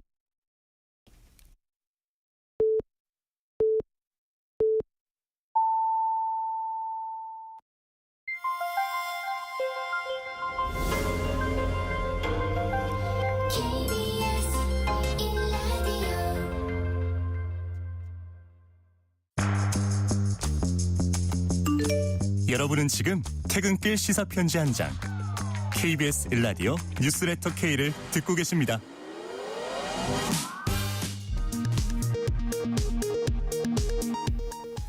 이 시각 라디오 정보센터 뉴스입니다. 프란치스코 교황이 현지 시각 21일 오전 88세로 선종했다고 교황청이 공식 발표했습니다. 2013년부터 12년간 전 세계 14억 가톨릭 신자를 이끌어온 프란치스코 교황은 최근 심각한 폐렴 때문에 입원했다가 회복해 교황청으로 돌아온 뒤 활동을 재개하던 중이었습니다. 미국발 관세 문제를 논의할 한미 양국 간 고위급 통상협의가 한국 시각 24일 밤 9시 미국 워싱턴에서 열립니다. 최상목 경제부총리와 안덕근 산업부 장관이 미국 베센트 재무장관, 그리어 무역대표부 대표와 마주 앉습니다. 정부는 트럼프 대통령이 직접 등장할 가능성 등 다양한 시나리오에 대비하고 있다고 밝혔습니다. 21대 대통령 선거가 40여일 앞으로 다가오면서 더불어민주당 경선 후보들은 이번 주 호남권과 수도권 순회 경선 준비와 함께 공약 경쟁을 이어가고 있습니다. 국민의힘은 내일 후보 4명을 추리는 1차 컷오프를 앞두고 후보별 정책 발표가 이어지고 있습니다. 오늘 서울 관악구 봉천동의 한 아파트에서 방화 사건이 일어난 가운데 경찰이 용의자의 유서 등을 토대로 정확한 범행 경위를 조사하고 있습니다. 앞서 오늘 오전 8시 20분쯤 60대 남성 A씨가 봉천동의 한 아파트 4층에 불을 지르면서 A씨가 숨지고 주민 2명이 추락해 크게 다쳤습니다. 4명은 경상을 입고 병원으로 옮겨졌습니다. 지난 18일 발생한 KA-1 공중통제 공격기의 기관총과 연료탱크 낙하 사고는 조종사가 히터 풍량을 조절하려다 비상 투하 버튼을 잘못 눌러 발생한 것으로 조사됐습니다. 지금까지 라디오 정보센터 뉴스 편유희였습니다.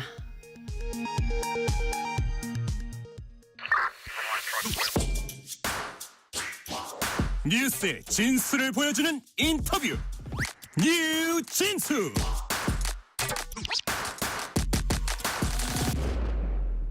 국민의힘 대선 경선 후보를 4명으로 압축하는 1차 컷오프가 하루 앞으로 다가왔습니다. 1차 경선은 100% 국민 여론조사로 진행됩니다. 1차 경선 결과에 관심이 집중되고 있습니다. 나경원 국민의힘 대선 경선 후보 지금 전화 연결돼 있습니다. 나경원 의원님 안녕하세요. 네, 안녕하세요. 자, 바쁜 일정 속에 방송 출연 응해 주셔서 진심으로 감사드립니다. 아이고, 제가 그래서 이동하다가 지금 차를 멈추고 인터뷰하고 그러시군요. 있습니다. 만약에 신호가 불안해질까 봐. 불러주셔서 감사합니다. 감사드리고요. 지금 대구에 계신 걸로 알고 있는데 오늘 저녁에 맞습니다. 어떤 일정이 있습니까? 이제 조금 전에 수성못에서 네. 이 청년들과의 대화를 나눴고요. 네. 이제 여기서 우리 언론인 간담회를 마저 마치고 이제 서울로 올라갈 겁니다. 오늘 이제 그렇군요. 대구 와서 뭐 대구 또 경북대학교 청년들에게 또 강연도 하고 청년들과 대화를 했고요. 오늘은 네. 청년들의 날이었습니다. 청년들을 주로 만나시고 이제 언론인 네. 간담회가 남아 있군요, 지금. 예, 아니 언론인 간담회도 먼저 하기는 했는데요. 네. 또 2차 간담회가 좀 남아 있고요. 그러시군요. 예, 그렇습니다. 네. 자, 수석못. 자, 대선 준비 기간이 짧은 만큼 국민의힘 경선 일정이 정말 빡빡하게 진행되고 있습니다. 비전 대회, 경선 토론회까지 오늘부터 1차 컷오프 위한 국민 여론조사 진행되고 있어요. 지금 기분이 어떠십니까? 사실은 기도하는 마음이죠. 그렇습니까? 컷오프돼야 되는데. 네. 그렇습니다. 기도하는 마음이다. 지금 기분을 네. 한마디로 짧게 표현해 주셨네요. 네, 예, 예. 네. 기도하는 뭐 마음. 기도하는 마음인데 잘 될 거다 이렇게 확신도 합니다.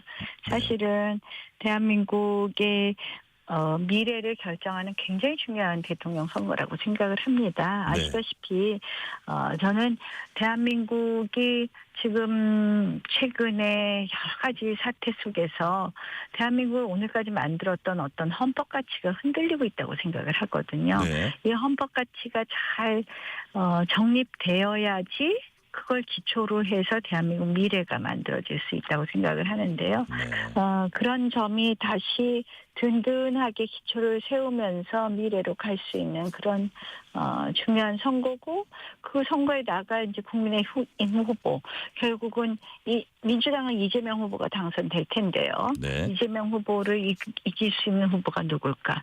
또 이재명 후보를 이기고 대통령이 된다면 누가 잘할 수 있는가? 이거를 묻는 중요한 경선이라서 네. 어떻게 보면 굉장히 조마조마한 마음입니다. 네. 자, 헌법 가치를 정립하면서 대한민국의 미래를 만들어가는 그런 그 전환점이 되는 선거다 말씀해 주셨고요. 지금 비조에 자, 한동훈, 홍준표, 이철우 후보가 같이 속해 있습니다. 상대적으로 이 비조에 많은 관심이 쏠렸었거든요. 자, 네. 조 구성 방식도 특이했는데 조 구성 방식이 어떻게 좀 신선했습니까? 이건 짧게 한 말씀 해주시죠. 뭐 처음 해보는 방식이어서 네. 조금 설명 듣는 게 어려웠는데 아, 그랬나요? 그냥 네, 뭐 여하튼 뭐 처음 이어서 신선한 면도 있었다 이런 말씀 네, 같고요. 예, 그렇습니다. 자, 예. 지금부터 이제 집중적으로 지난주에 경선 비조 이제 토론회가 열렸습니다. 자, 주말에요. 나 후보님이 하고 싶은 얘기를 충분히 하셨는지 유권자들에게 나 후보님의 말씀이 잘 전달됐다고 보시는지 그 토론회 자평 한 말씀 해주세요. 뭐 토론 끝났더니 어느 신문사에서 네. 토론 누가 잘했냐고 막 그 투표를 했는데 제가 1등이더라고요. 아, 그래요? 그렇긴 하던데요. 네. 네. 근데 뭐 저는 그런 거 다 떠나서 조금 시간은 짧더라고요. 그래서 제가 하고 싶은 말씀을 다 충분히는 못 드린 거 아닌가 하는 그런 아쉬움은 있습니다, 사실. 예. 뭐 잘한 것 같은데 그러나 시간이 짧았던 게 좀 아쉽다 그런 말씀이시네요. 예, 그렇습니다. 네. 예. 자, 어떻게 보면 그 시청자들 또 유권자들 국민들이 가장 관심을 가졌던 부분이 바로 요거 같은데 계엄과 탄핵 관련해선 한동훈 후보에게 이제 날을 세우셨습니다. 그 전에도 해오시던 말씀이 있었고 또 그 말씀을 토론회에서도 하셨는데 뭐라 그랬냐면 한 후보가 내란몰이 탄핵을 선동한 것 때문에 결국 이 지경을 만들었다 이렇게 말씀하셨습니다. 그렇다면 한번 여쭤볼게요. 자, 나경원 후보님께서는 한 전 대표가 윤 전 대통령은 탄핵돼야 한다고 단정짓지 않았다면 그 이후에 탄핵 소추를 거치지 않고도 상황이 해소될 수 있다고 보셨는지 말하자면 그 흐름이 많이 달라질 수 있었다 이렇게 보시는 건가요?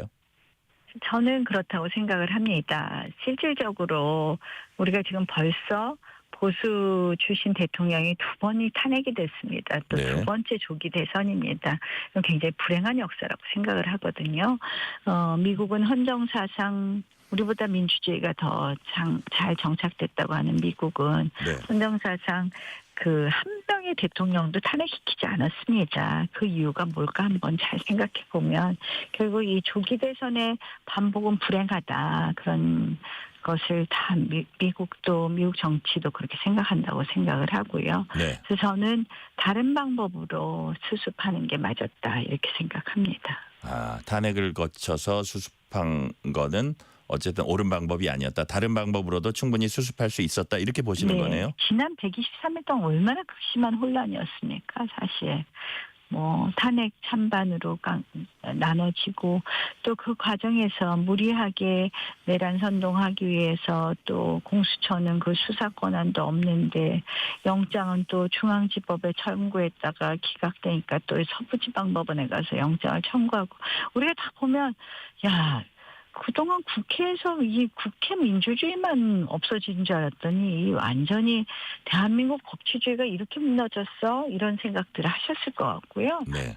저는 이제 그게 무슨 대통령 한 명의 무슨 어떤 수사 이런 문제가 아니라 결국은 이 사법은 우리 권리보호의 최후의 보루라고 했는데 네. 이게 이렇게 신뢰할 수 없어 이런 것을 국민들한테 인식시키면서 굉장히 앞으로 이 국민들의 개개인의 권리 보호에 대한 의심도 생길 것이고 그것이 결국 대한민국의 법치주의라는 것이 헌법 가치의 가장 중요한 삼각 중의 하나였는데 네. 그게 흔들리면서 결국은 대한민국 내에 또 갈등과 분열도 될 수 있고요. 네. 그런 면에서 굉장히 이 과정이 어떻게 보면 국가적으로 큰 상처를 주었다라고 생각을 합니다. 제가 이번에 그런 과정에서 하나 추가적으로 그냥 비슷한 질문이지만 드리면 나경원 의원님 이제 판사 출신이고 김기현 전 대표도 판사 출신이고 장동혁 의원 같은 분도 판사 출신인데 그분들이 공통적으로 이번 어떤 사법 시스템의 흐름 절차에 대해서 되게 강력한 비판을 하셔서 그 전문가들인데 저 정도 얘기까지 할 때는 정말 문제가 있을 것인가 이제 사람들이 많이 생각을 했는데 여하튼 그 탄핵 심판 결과는 또 이렇게 원하지 않는 방향으로 나오긴 나왔잖아요. 근데 그럼에도 불구하고 사법 시스템에 큰 어떤 허점을 보여줬다는 거는 분명히 짚고 넘어가야 될 문제라고 보시는 건가요? 맞습니다. 특히 헌법재판소의 재판 결과에 대해서 저희가 승복, 불승복을 얘기할 수는 없지만 정말 안타깝다는 생각입니다. 실질적으로 절차 면에서 네. 어떻게 보면은 이 정치 시스템을 모르는 탄핵 재판이 아니었나 이런 생각을 하고요. 만약에 내란죄가 처음부터 탄핵 소추안에 빠졌다면 저는 우리 국회에서 어쨌든 200명의 의원들이 찬성해서 그 법 탄핵 소추를 해야지만 헌법재판소에서 탄핵 재판을 하는 거 아닙니까? 네. 그렇다면 국회의 탄핵 소추안은 가결이 안 됐을 수 있다. 그러니까 한마디로 우리 당에 이탈표가 없었을 수 있다. 이렇게 보고 있습니다. 네. 네. 자, 이게 뚜껑을 열고 보면 이제 그 탄핵 소추안이 그래서 저는 다르다는 거죠. 이렇게 민주당이 넣었다가 나중에 빼버렸잖아요. 네. 마지막에 재판하는 과정에서 그래서 이 경우는 새롭게 국회에서 표결했어야 된다는 것이 저의 이야기였습니다. 네. 자, 그러면 요 대선 경선으로 다시 돌아와서요. 언론들의 전망은 이게 뚜껑을 열어봐야 알지만 김문수, 한동훈, 홍준표 3강 구도 속에 마지막 한 자리를 나 후보님과 안철수 후보가 경쟁하고 있다. 이렇게 이제 보도를 하는 언론들이 좀 있습니다. 자, 나 후보님도 그렇게 보고 계십니까? 네, 그렇게들 많이 생각하시는데 제가 갈 것 같습니다. 네, 그렇게 보시는 거고요. 자, 그리고 네. 4강 안에 들어가면 본선에서는 조금 더 본인이 약진할 거라고 이렇게 좀 믿고 계십니까? 이제 판이 바뀔 것 같습니다. 판이 바뀔 것 근데 같다는 말씀이시죠? 지금까지는 제가 워낙 대선 출마 선언도 늦었고요. 네. 나머지 세 분은 계속 대선 후보로 예정이 돼 있었죠. 김문수 후보는 계엄 이후에 제일 1등 후보가 되면서 계속해서 대통령 선거 나올 거라고 이렇게 써 있었고 네네. 홍준표 후보, 안철수 후보는 그동안 늘 대통령 선거 때마다 나서셨던 분들이고요. 그러다 보니까 대통령 후보 나경원 여기에 대해서 국민들이 익숙하지 않으셨던 거죠. 근데 네네. 이제 시작이라서 저는 판이 바뀔 거고 판이 흔들릴 거다. 그렇게 보시는 그리고 거군요. 그렇게 많이 바뀌고 흔들려야지 국민의힘의 가능성이 높아진다. 이렇게 봅니다. 현장에서 유권자들 만나면 그런 좀 분위기 느낍니까? 뭐 오늘 처음 나왔습니다. 아, 그러시군요. 예, 오늘 네, 대구에서 네, 쭉 보셨고요. 예. 자, 안철수 후보 얘기 잠깐 질문 하나만 할게요. 비조 토론회죠. 나 후보님 발언을 두고 안철수 후보와 페이스북에서 이제 장외 설전도 벌어지고 안 후보 쪽에서 자폭 토론이었다. 나 후보님께서는 안철수당 만들어 갈 길 가시라. 이렇게 막 좀 발언 수위도 상당히 높았어요. 자, 안 후보께 비판적 말씀을 하시게 된 경위 어떤 걸까요? 어제 저보고 당을 나가라 그러시더라고요. 그래서 당을 나가라고요? 왜요? 어제 저희 뭐 김문수, 홍준표, 나경원 후보는 네. 뭐 정광훈 목사 당에 가서 뭐 경선을 하려나 이렇게 얘기를 하는데요. 네. 그래서 제가 이제 어제 말씀을 드린 거고요. 오늘 말씀에 대해서 더 이상 말씀 안 드렸는데 사실은 저는 대한민국의 오늘을 만든 것은 결국 자유민주주의, 시장경제, 법치주의라는 네. 대한민국의 헌법 가치가 든든했기 때문에 오늘을 만들었다고 생각을 합니다. 그 네. 부분에 대해서는 국민들도 이론이 없으실 거예요. 네. 근데 사실은 저희가 가까이서 보면 이게 지금 막 흔들리고 있잖아요. 네. 예컨대 뭐 서해 구조물 같은 것도 중국이 설치하는데 제가 그거 규탄 결의안 내자 그러면 네. 그런 거를 안 해요. 국회에서 민주당이. 또 예컨대 뭐 중국 그인들이 와갖고 우리 군사 시설 같은 거를 막 한 8,000장을 찍었다 그래도 네. 그러면 그냥 그거 그럼 간첩죄로 처벌할 수 있도록 간첩의 범위를 확대하자 그래도 안 해요. 네. 뭐 국정원이 가지고 있던 간첩 수사권은 뺏어갖고 갑자기 경찰한테 주더니 이제 대선 공약이 방첩사를 해체하겠다는 거. 네. 일종의 간첩 잡는 방첩사를 해체하겠다 그래요. 그게 민주당 공약입니다. 자유민주주의가 흔들린다고 보시는 건가요? 예, 저는 흔들린다고 봅니다. 그래서 제가 이념이 밥이다 이런 말씀을 드렸어요. 네네. 이념이 먹고 사는 문제다 그랬더니 아유 이게 구시대 구시다 철진한? 막 이런 예. 식으로 자꾸 얘기를 하는데 제가 최근에 무디스 신용평가 회사 아시잖아요. 네네. 신용평가. 무디스가 보고서 나왔는데 이거 보고 역시 이념이 밥이구나 했어요. 거기서 우리나라 신용등급을 하향 조정해야 되겠다 이렇게 말을 하면서 네. 보고서를 내면서 이유가 유력 대선 주자의 공약이 예. 기본소득이다. 이거는 대한민국 재정을 밑으로 갈 수 있다 이렇게 되어 있습니다. 이재명 후보가 요새 뭐 이런저런 막 말씀하시면서 기본소득도 최근에는 안 하겠다 그러지만 예. 저는 철학이 그 철학이라고 생각하거든요. 그래서 뭐 정말 이재명 후보가 당선이 되면 네. 지금 이게 반시장 정책이라는 건 다 아시잖아요. 결국 신용등급 하향되고 그렇게 되면 어떻게 되겠습니까? 뭐 환율 올라가고 뭐 대출 이자 높아지고 물가 올라가고 대한민국 경제에 엄청난 악영향이거든요. 그래서 이념이 바로 먹고 사는 문제라는 게 제 생각입니다. 네. 그래서 우리 이념부터 바로 해야 된다. 이런 부분에 있어서의 정말 저희가 확고하게 쓰지 않고 자유민주주의 흔들리지 뭐 반시장 경제 정책 막 하지 그러면 대한민국 미래 없다 이렇게 보는 거고요. 네. 또 하나는 트럼프와의 관계 어떻게 풀어야 되느냐인데 미국의 입장이 지금 이 자유의 가치를 함께하는 국가 아니든 는 아무것도 상대 안 하겠다는 거잖아요. 우리는 수출로 먹고 살고 네네. 결국 한미 관계가 외교안보뿐만 아니라 경제에도 관계가 되는 거거든요. 그래서 이게 다 연관이 돼서 저희가 일단은 가치는 튼튼히 하고 그리고 미래를 얘기하자. 그래서 제가 이념을 먹고 사는 거다라고 자꾸 이야기하게 됩니다. 같이 튼튼히 하고 미래 얘기하자. 자, 지금부터 정책 얘기 하나하나 여쭤볼게요. 네, 지난 예, 18일에 교육정책 발표하셨습니다. 수능 100% 네. 전형 연 2회 실시. 일단 눈에 네. 띕니다. 이런 교육청 사진 어떤 취지입니까? 한마디로 지금 이제 이 일종의 정시 확대 또 네. 수능으로 인한 이런 기회를 좀 확대하자는 것인데요. 교육의 이 공정성 부분에 대해서 많은 학부모들이 걱정해 하십니다. 네. 그런데 수능을 또 1회만 했을 경우에는 너무 그 한 번의 기회로 모든 인생이 결정된다는 것에 대한 또 불합리성이 있습니다. 그래서 네. 수능을 한 2회 정도 확대하는 것이 맞다는 말씀이고요. 또 제 교육 정책의 핵심은 이제 공정성 확보하고 공교육 강화, 사교육, 비경감 이렇게 세 가지 큰 틀로 구성되었다 이렇게 보시면 될 것 같습니다.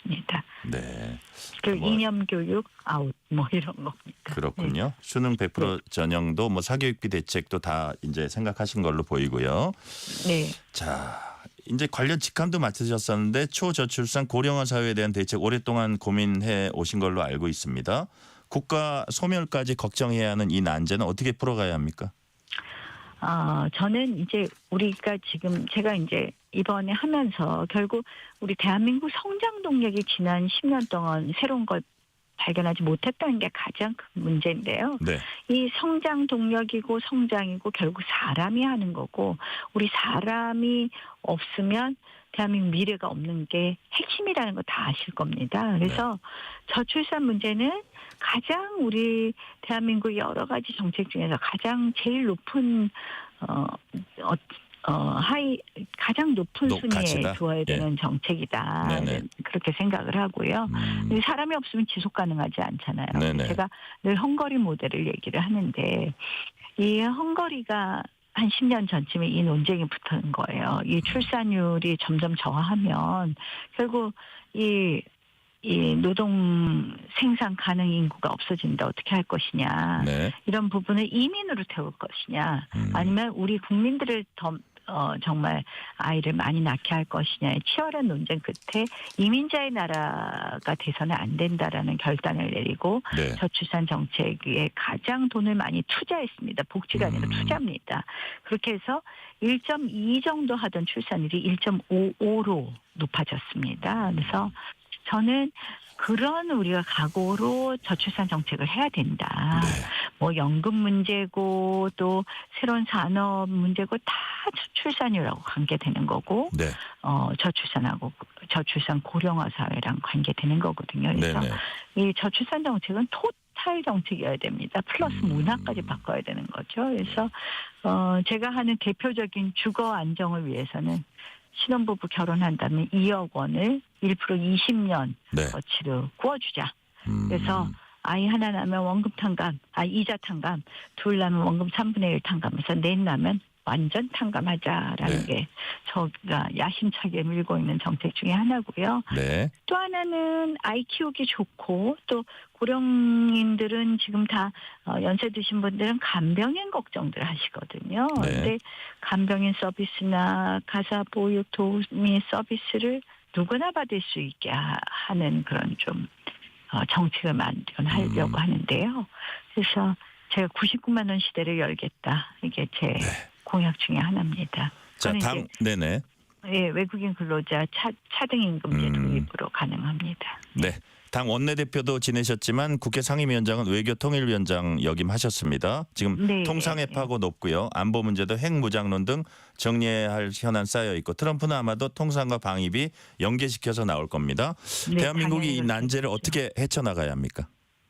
저는 지금 대행체제에서 할 일은 관세 협상 유예 기간을 늘리는 것부터 해야 된다. 그리고 대통령 선거 기간이니까 전 국가에게 모든 국가에게 90일로 정해져 있는데 우리는 좀 늘려달라 하는 걸 좀 받으셨으면 좋겠다는 생각이 들고요.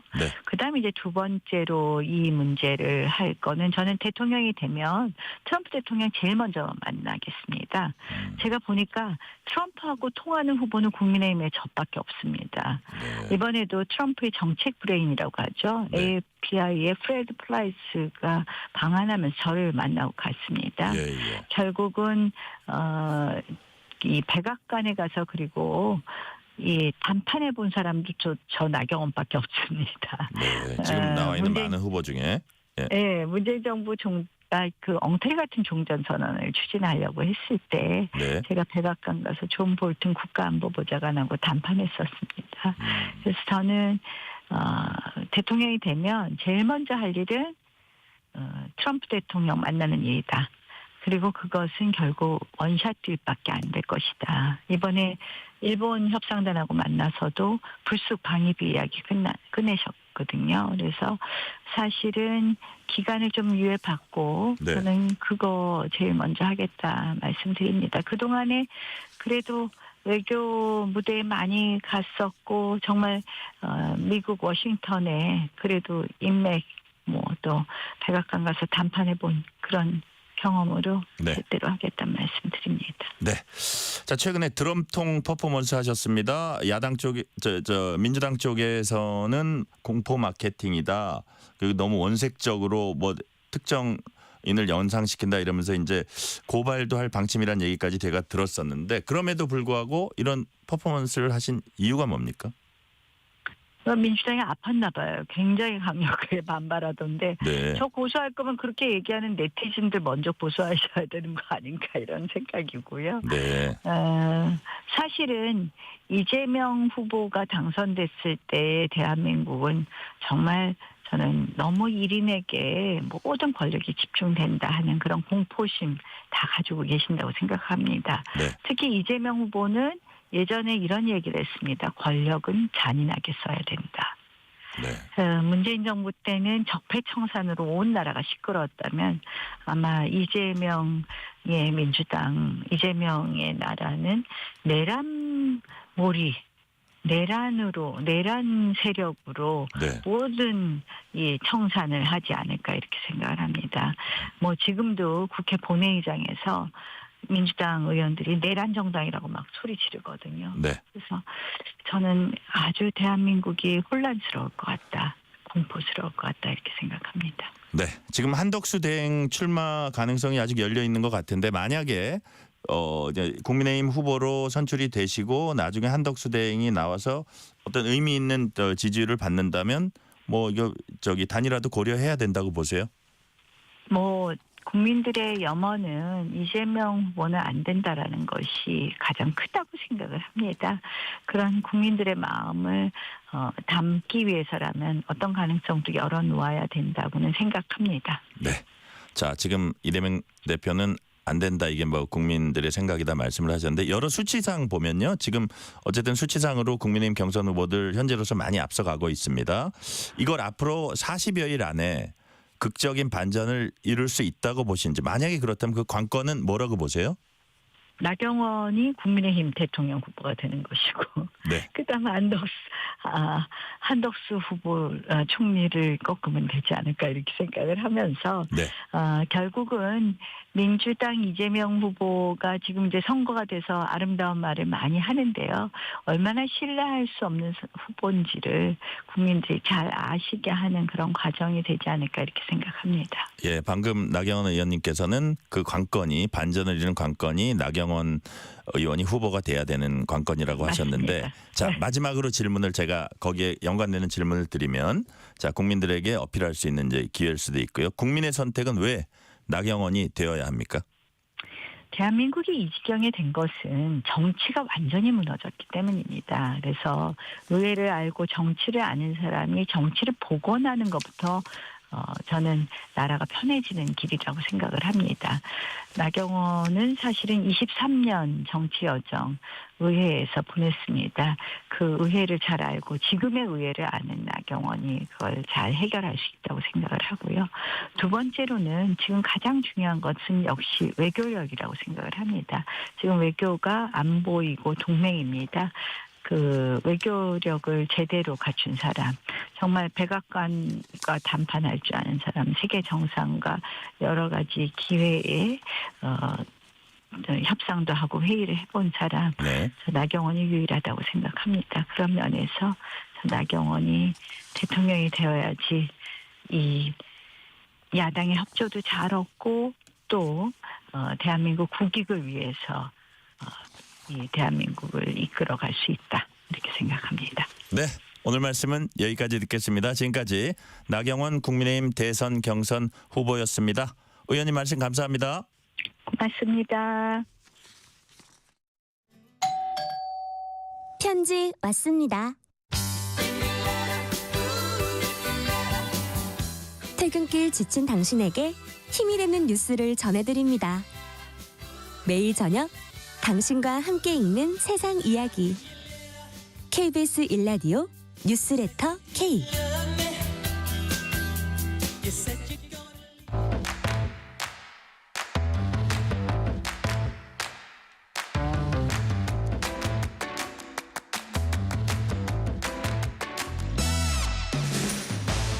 오늘 가장 뜨거운 뉴스, 화제 소식 쏙쏙 골라서 전해드립니다. 뉴스레터 브리핑 연합인포맥스 윤슬기 기자 나오셨습니다. 윤슬기 기자님 어서 오세요. 네, 안녕하세요.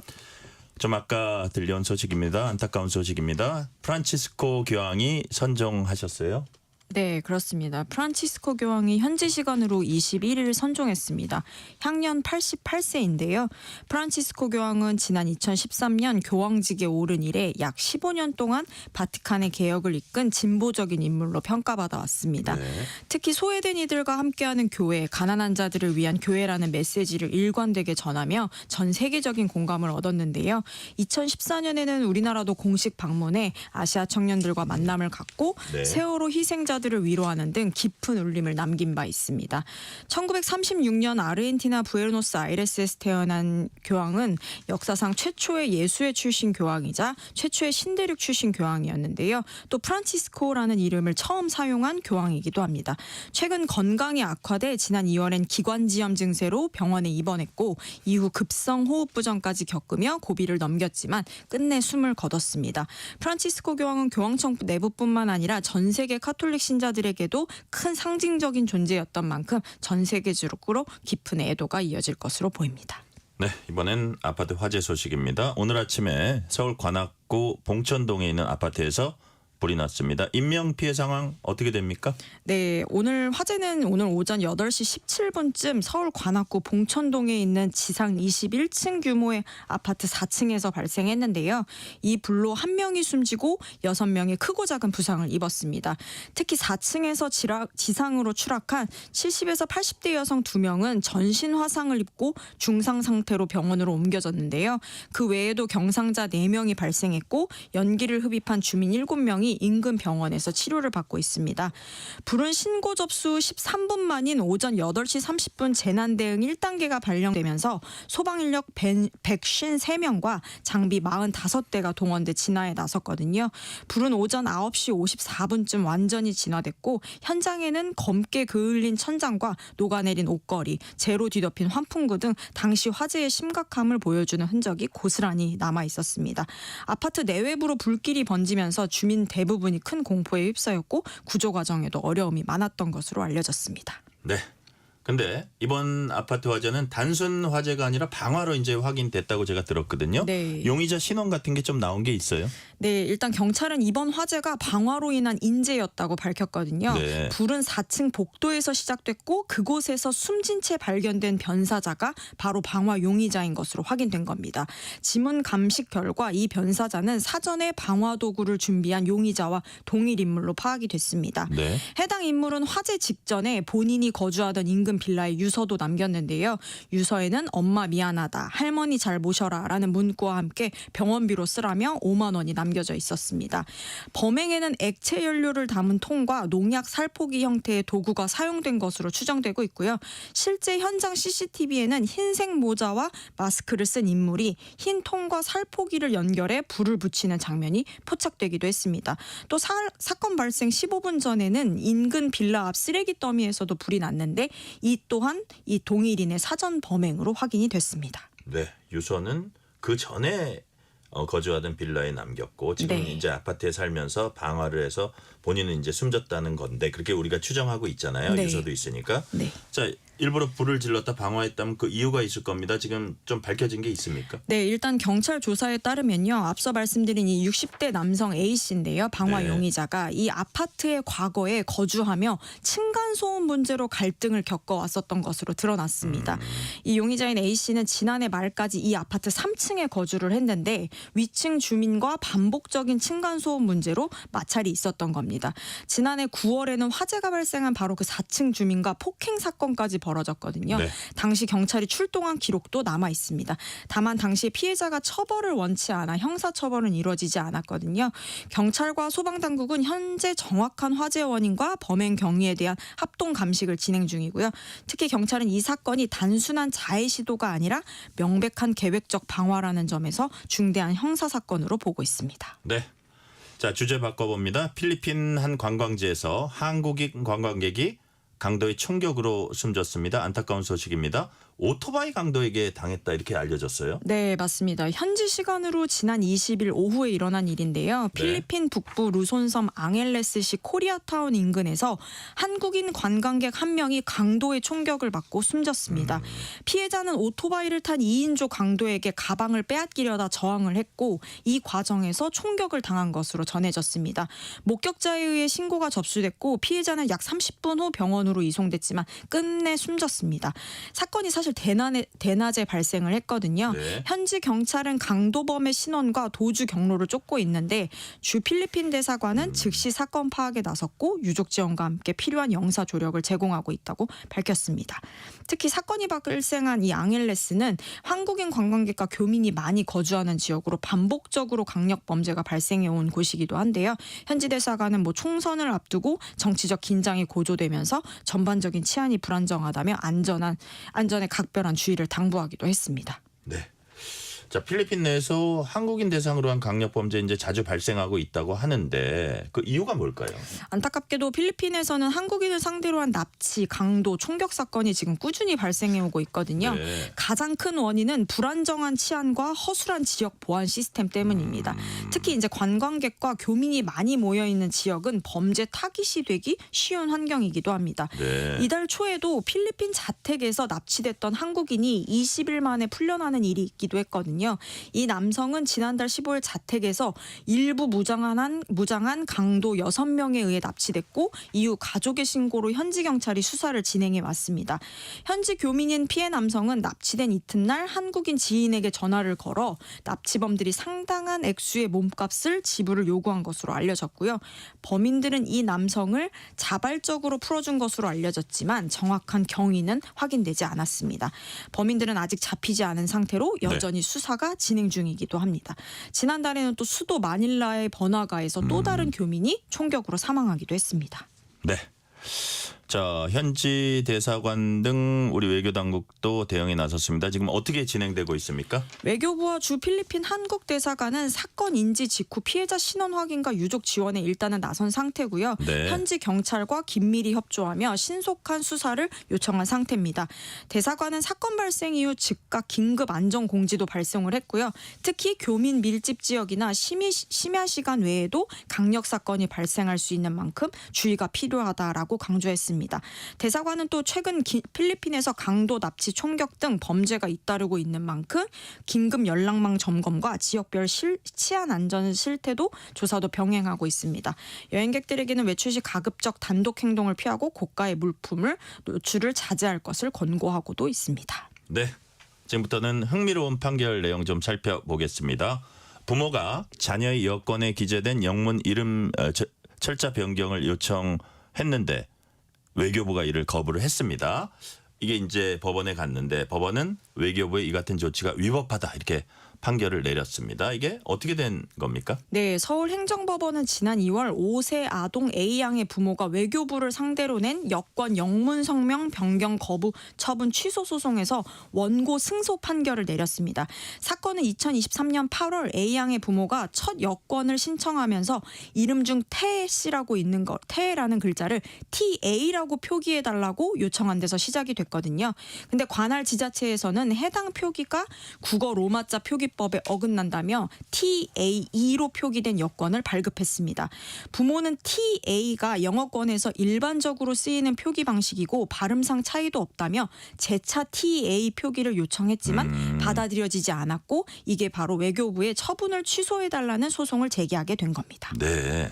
자, 그렇다면 법원이 영문 철자 변경을 허용해야 한다 이렇게 본 이유는 또 뭡니까? 재판부는 로마자 표기법과 다소 다르다고 해서 여권의 대외 신뢰도에 중대한 영향을 줄 정도는 아니다라고 판단했습니다.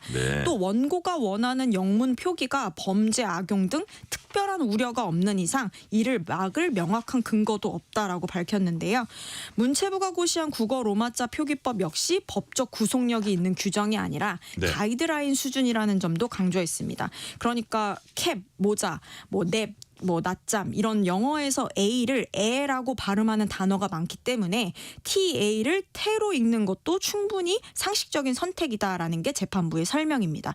결국 이번 판결은 현실적인 사용과 언어 감각, 뭐 국제 관행 등 관행 등을 법적으로 인정한 셈이다라고도 볼 수 있겠습니다. 네, 또 어떤 의미가 또 있어요? 그거 말고. 네, 또 로마자 표기 변경이 출입국 심사나 관리에 불편을 초래한다고 볼 만한 근거도 없다라고 보기도 했는데 실무상 혼란 가능성 역시 부정하기도 했습니다. 그렇군요. 전반적으로 재판부는 시민의 이름 선택권과 실생활의 합리성을 더 중요하게 본 것으로 보입니다. 네, 그렇다면 윤 기자, 이 판결이 앞으로 그 여권 이름 표기나 로마자 표기 기준이나 이런 거에 좀 영향을 미치지 않을까 이런 생각이 들거든요. 윤 기자가 보시기에는 어떤 방향으로 이게 영향을 미칠 거라고 보세요? 네, 이번 판결이 여권 성명의 로마자 표기에 있어 보다 유연한 기준이 적용돼야 한다는 점을 시사하고 있잖아요. 네. 특히 글로벌 시대에 맞춰 개인의 이름을 국제사회에서 편리하게 사용하는 권리도 존중받아야 한다는 목소리가 힘에 실릴 것으로 보입니다.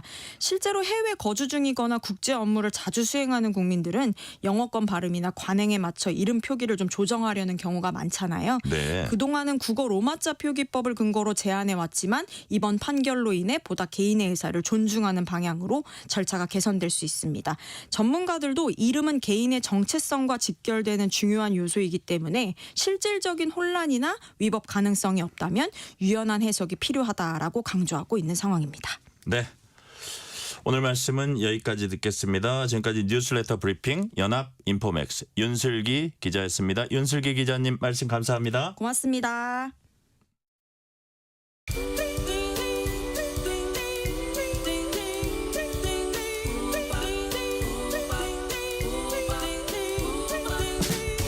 오늘 하루 뉴스를 정리해주는 다정한 편지 한 통. KBS 1라디오 뉴스레터 K.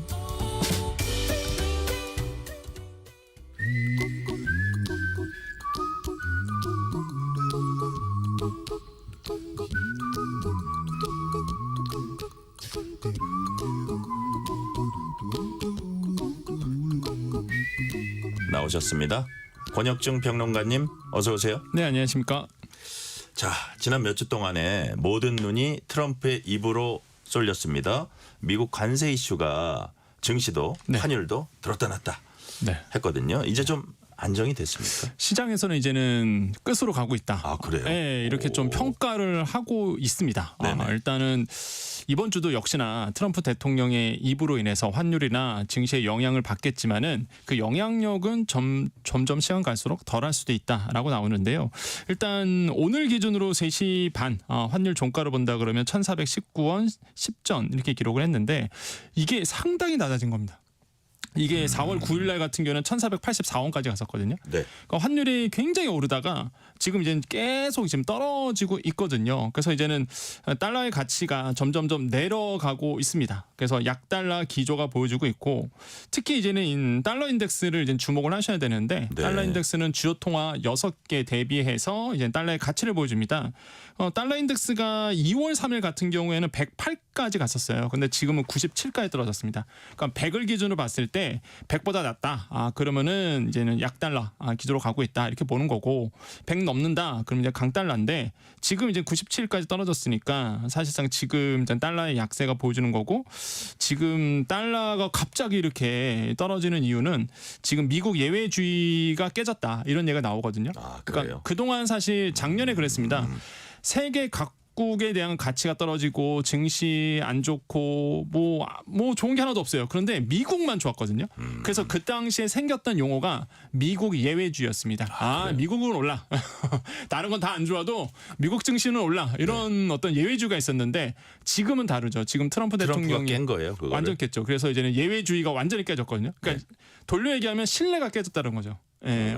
미국도 흔들리네 이거죠. 좀 단순화시켜서 말하면 미국 예외주의라는 건 미국만 좋았던 건데 맞습니다. 그걸 트럼프가 깨뜨렸다고도 볼 수 있는 거네요. 그렇죠. 그래서 지금 시장에서는 미국에 대한 신뢰가 많이 떨어진 상태예요. 그래서 이런 점들이 이제는 미국 증시나 환율에도 지금 영향을 주고 있습니다. 네. 한미 두 나라 이번 주에 미국에서 관세 협상을 벌입니다. 협상 쟁점 어떤 겁니까? 이게 지금 굉장히 긴급하게 좀 돌아가고 있는 게 네. 사실상 이게 재무장관이 만나기로 돼 있었습니다. 근데 이제는 그 안덕근 산업통상자원부도 어차피 시차를 두고 가기로 돼 있었어요. 일단은 약속은 돼 있었는데 근데 이게 갑자기 어떻게 바뀌냐면 야, 같이 만나자. 그래서 2+2. 네, 2+2로. 그래서 재무장관 회의에 이제는 통상을 얘기하겠죠. 뭐 환율도 얘기하고 이렇게 얘기할 텐데 이제 통상장관, 그러니까 통상을 담당하고 있는 뭐 우리나라에 보면 안덕근 산업통상자원부 장관이겠고 미국 같은 경우에는 이제 그리어 무역대표부 대표겠죠. 네. 이분이 또 같이 만납니다. 그래서 재무와 통상이 같이 2+2로 만나서 얘기하는 건데 근데 특이한 점이 두 가지가 있어요. 첫 번째는 우리가 요구하지 않았습니다. 그러니까 미국이 요구했어요. 야 같이 만나자. 그래서 이제는 재무와 통상이 같이 만나는 건데 그러니까 그만큼 어떤 생각이 드냐면 시장에서 미국이 지금 급하다. 예, 지금 쫓기고 있다라는 이제 뉘앙스를 비친 거죠. 왜 그러냐면 이미 아시겠지만 중국이 너무 세게 나와요. 네. 생각이 의외인 거예요. 이렇게 중국이 맞받아치네? 라는 이제 생각이 드는 거고 두 번째로는 미국채에 대한 투매 현상이 있었습니다. 네. 뭐 엄청난 매도세가 나왔거든요. 뭐 미국 채권에 대한 금리가 높아지다 보니까 뭐 사실 굉장히 뭐 금융 펀더멘털이 막 흔들릴 정도로 미국에 대한 불안감이 나오고 있고 그 다음에 이제는 스태그플레이션에 대한 우려 흐름이 계속 나오거든요. 네. 야 이거 뭐 물가도 계속 오르면서 사실상 저성장 기조로 가는 거 아니냐 이런 우려스러움. 미국이 뭐 속된 말로 지금 약간 심장이 쪼그라들었다 이렇게 좀 볼 수가 있겠고 그러다 보니까 빨리 뭔가 주요 5개국을 뽑았잖아요. 우선 협상 대상자. 이 5개국과 빨리 뭔가 결과를 만들어내고 싶어하는 이런 것들이 이제 느껴지는 거죠. 그러니까요. 네, 그래서 지금 2+2로 중요한 시간이 24일 오후 9시입니다. 우리 시간으로. 그래요? 예, 그때쯤 만나기로 지금 한덕수 대행께서 이제 얘기하셨는데 이 부분은 아마 24일 되면 이제 쫙 나올 것 같고요. 그 다음에 이제는 두 번째가 바로 그겁니다. 통상수장도 같이 만나잖아요. 그러니까 협상판을 키우겠다라는 거죠. 어떤 뜻이냐 그러면 지금의 미국은 뭐 트럼프 대통령이나 미국 측 입장은 원스톱 쇼핑 아니면은 패키지 딜 이런 표현을 쓰거든요. 그러니까 한꺼번에 다 묶어서 한꺼번에 하자 이런 거거든요. 그러니까 이게 과연 어떤 얘기가 나올지 그래서 이제 관심사긴 한데 뭐 방위비 분명히 나올 거고 방위비 분담 얘기 나올 거고 그 다음에 이제는 고율 관세를 어떻게 우리 쪽에서는 이 고율 관세 풀어내야 되기 때문에 이런 것도 이제 아젠다 세팅이 될 것 같고 그 다음에 LNG 수입 확대 부분도 나올 것 같은데 트럼프 대통령이 선호하는 방식이 탑다운 방식이잖아요. 그러니까 네네. 리더 2명이 만나서 이거 하자. 근데 이제는 각국 나라들은 그걸 또 싫어하는 부분이 있거든요. 그래서 이제는 바텀업 방식을 좋아하는데 어쨌든 간에 지금은 일단은 모릅니다. 갑자기 일본처럼 트럼프 대통령이 깜짝 또 쇼맨십을 보여줘서 네. 갑자기 재무장관하고 통상장관 만나는 자리에 깜짝 출연할지 몰라요. 그래서 이런 것들도 이제 눈에 띈다라고 말씀을 드립니다. 네. 그래도 지난주 지나면서 증시와 환율이 좀 안정이 됐습니다. 네. 오늘 시장 상황 어땠어요? 그러니까 이게 눈치 보기 장세라고 좀 봐야 될 것 같아요. 눈치 보기 장세. 예. 코스피는 0.2% 올랐고요. 코스닥은 0.32% 하락했습니다. 그래서 소폭 이렇게 움직이고 있는데, 그러니까 이게 시장에서는 이제 우리나라 이제 통상에 대해서 이제는 24일날 만나니까 그 전까지는 아마 계속 눈치 보기 장세로 가지 않을까 이렇게 보고 있고요. 근데 이제 시장에서는 이제는 그렇게 생각하죠. 이제 점점 끝나가고 있다. 왜냐하면 악재는 좀 다 반영된 거 아닌가라는 생각하고 있는데. 네. 모릅니다. 이게 트럼프 대통령이 또 다시 어떤 또 얘기를 할지는 아무도 모르기 때문에 일단은 관망세다 이렇게 보셔야 될 것 같아요. 네. 자, 그렇다면 이제 투자 심리. 네. 이게 뭐 대체적으로는 좀 회복됐다고 보는 게 중론인지 앞으로 코스피는 어떻게 될 걸로 보세요? 일단 지금 뭐 더 이상 악재가 있겠느냐라는 분위기예요, 사실. 네네. 지금에서 이제는 악재는 시장에서 다 소화됐다 이렇게 네. 이제 평가하고 있고 주가 상승에 대한 기대감은 조금 모락모락 이게 피어나고 있는 그런 어떤 장으로 지금 흘러가고 있고요. 무엇보다 아시겠지만 이제 추경안이 정부가 발표를 했고, 네. 근데 무엇보다 또 대선 시즌입니다. 항상 대선 시즌은 이 공약, 대선 후보들이 얘기하는 이제 공약에 의해서 정책의 수혜를 입는 그런 어떤 종목들이 있거든요. 예. 이런 종목들이 또 이끌어가게 돼요. 그래서 주가 상승 요인으로 작용할 수도 있다라는 얘기가 이제 평가가 나오고 있습니다. 네. 자, 환율도 이제 1,420원대까지는 떨어졌습니다. 갑자기 달러 예금 몰리는 일도 있었습니다. 네. 이 상황은 또 어떻게 해석해요? 그러니까 이런 거죠. 이제는 달러 가치가 이제 하락을 하면서 네. 이걸 그럼 지금 좀 더 투자해야 되지 않나라는 생각이 드는 거예요. 왜냐하면 어떤 생각이면 그러겠죠. 이젠 그래도 달러는 더 오를 거야. 이런 어떤 생각이 있는 거죠. 네. 그래서 일단 지금 약간 조정이 나왔을 때 지금 내가 일단 달러에 투자하겠다는 분들도 나오고는 있습니다. 근데 제가 봤을 때는 대단한 용기가 있으신, 제가 봤을 때는 많이 떨어진 것도 아니고요, 사실. 물론 뭐 단기간에 좀 크게 떨어졌지만은 네. 더 떨어지면 어떡합니까 이게? 그러면 또 손해 보실 텐데. 그래서 이런 어떤 추세도 좀 나오곤 있는데 어쨌든 간에 그 저가 매수세에 나선 분들도 계시고요. 근데 이제 금통장은 이거는 굉장히 좀 장밋빛 전망이 계속 나오고 있습니다. 그래요? 지금도 굉장히 높거든요. 근데 지금 올해만 해도 이런 뭐 골드뱅킹이라든지 아니면은 현물 금의 수익률을 본다 그러면 올해만 해도 26%는 올랐어요. 그런데 최근 10거래일 본다 그러면 이게 14% 올랐습니다. 그러니까 굉장히 지금도 떨어지지가 않고요. 금에 대한 수요는 계속적으로 높아지고 있다라는 거죠. 아무래도 이런 시장의 불확실성, 그다음에 뭐 믿을 만한 건 금밖에 없다라는 게 계속 지금 시장을 지배하고 있고, 이런 것 때문에 아마 금에 대한 수요는 앞으로도 더더욱 늘어날 가능성이 있기 때문에 아마 금에 대한 관심들이 더 높아지지 않을까 이렇게 보고 있습니다. 네, 아까 말씀하신 이제 한미 협상 결과도 중요하고 트럼프가 추가적으로 어떤 얘기 하나도 중요하고. 네. 근데 지금까지는 여하튼 관세 여파가 예상보다 세다. 그게 많은 영향을 미치고 있다. 이런 얘기들 많이 하는데 1분기 GDP에 영향이 클까요?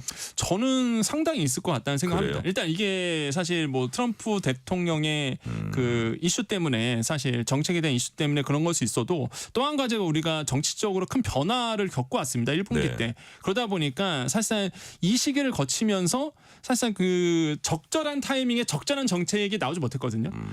그래서 이제는 내수부진에 빠졌던 부분, 소비가 위축되는 부분을 풀어내지 못했기 때문에 네. 저는 1분기 때 굉장한 성장률 자체가 굉장히 낮아질 거라 보고 있고, 시장에서는 일각에서는 네. 마이너스 성장률도 나올 수도 있다 얘기합니다. 아, 그래요? 나와봤자 0.1% 성장? 요 정도로 보고 있거든요. 예, 그래서 지금 뭐 그러다 보니까 일각에서는 마이너스 성장률도 나올 수 있다, 이런 얘기가 지금 나오고 있어서 1분기는 굉장히 좀 어려운 구간을 우리가 지나왔다라고 저는 생각을 해보겠고요.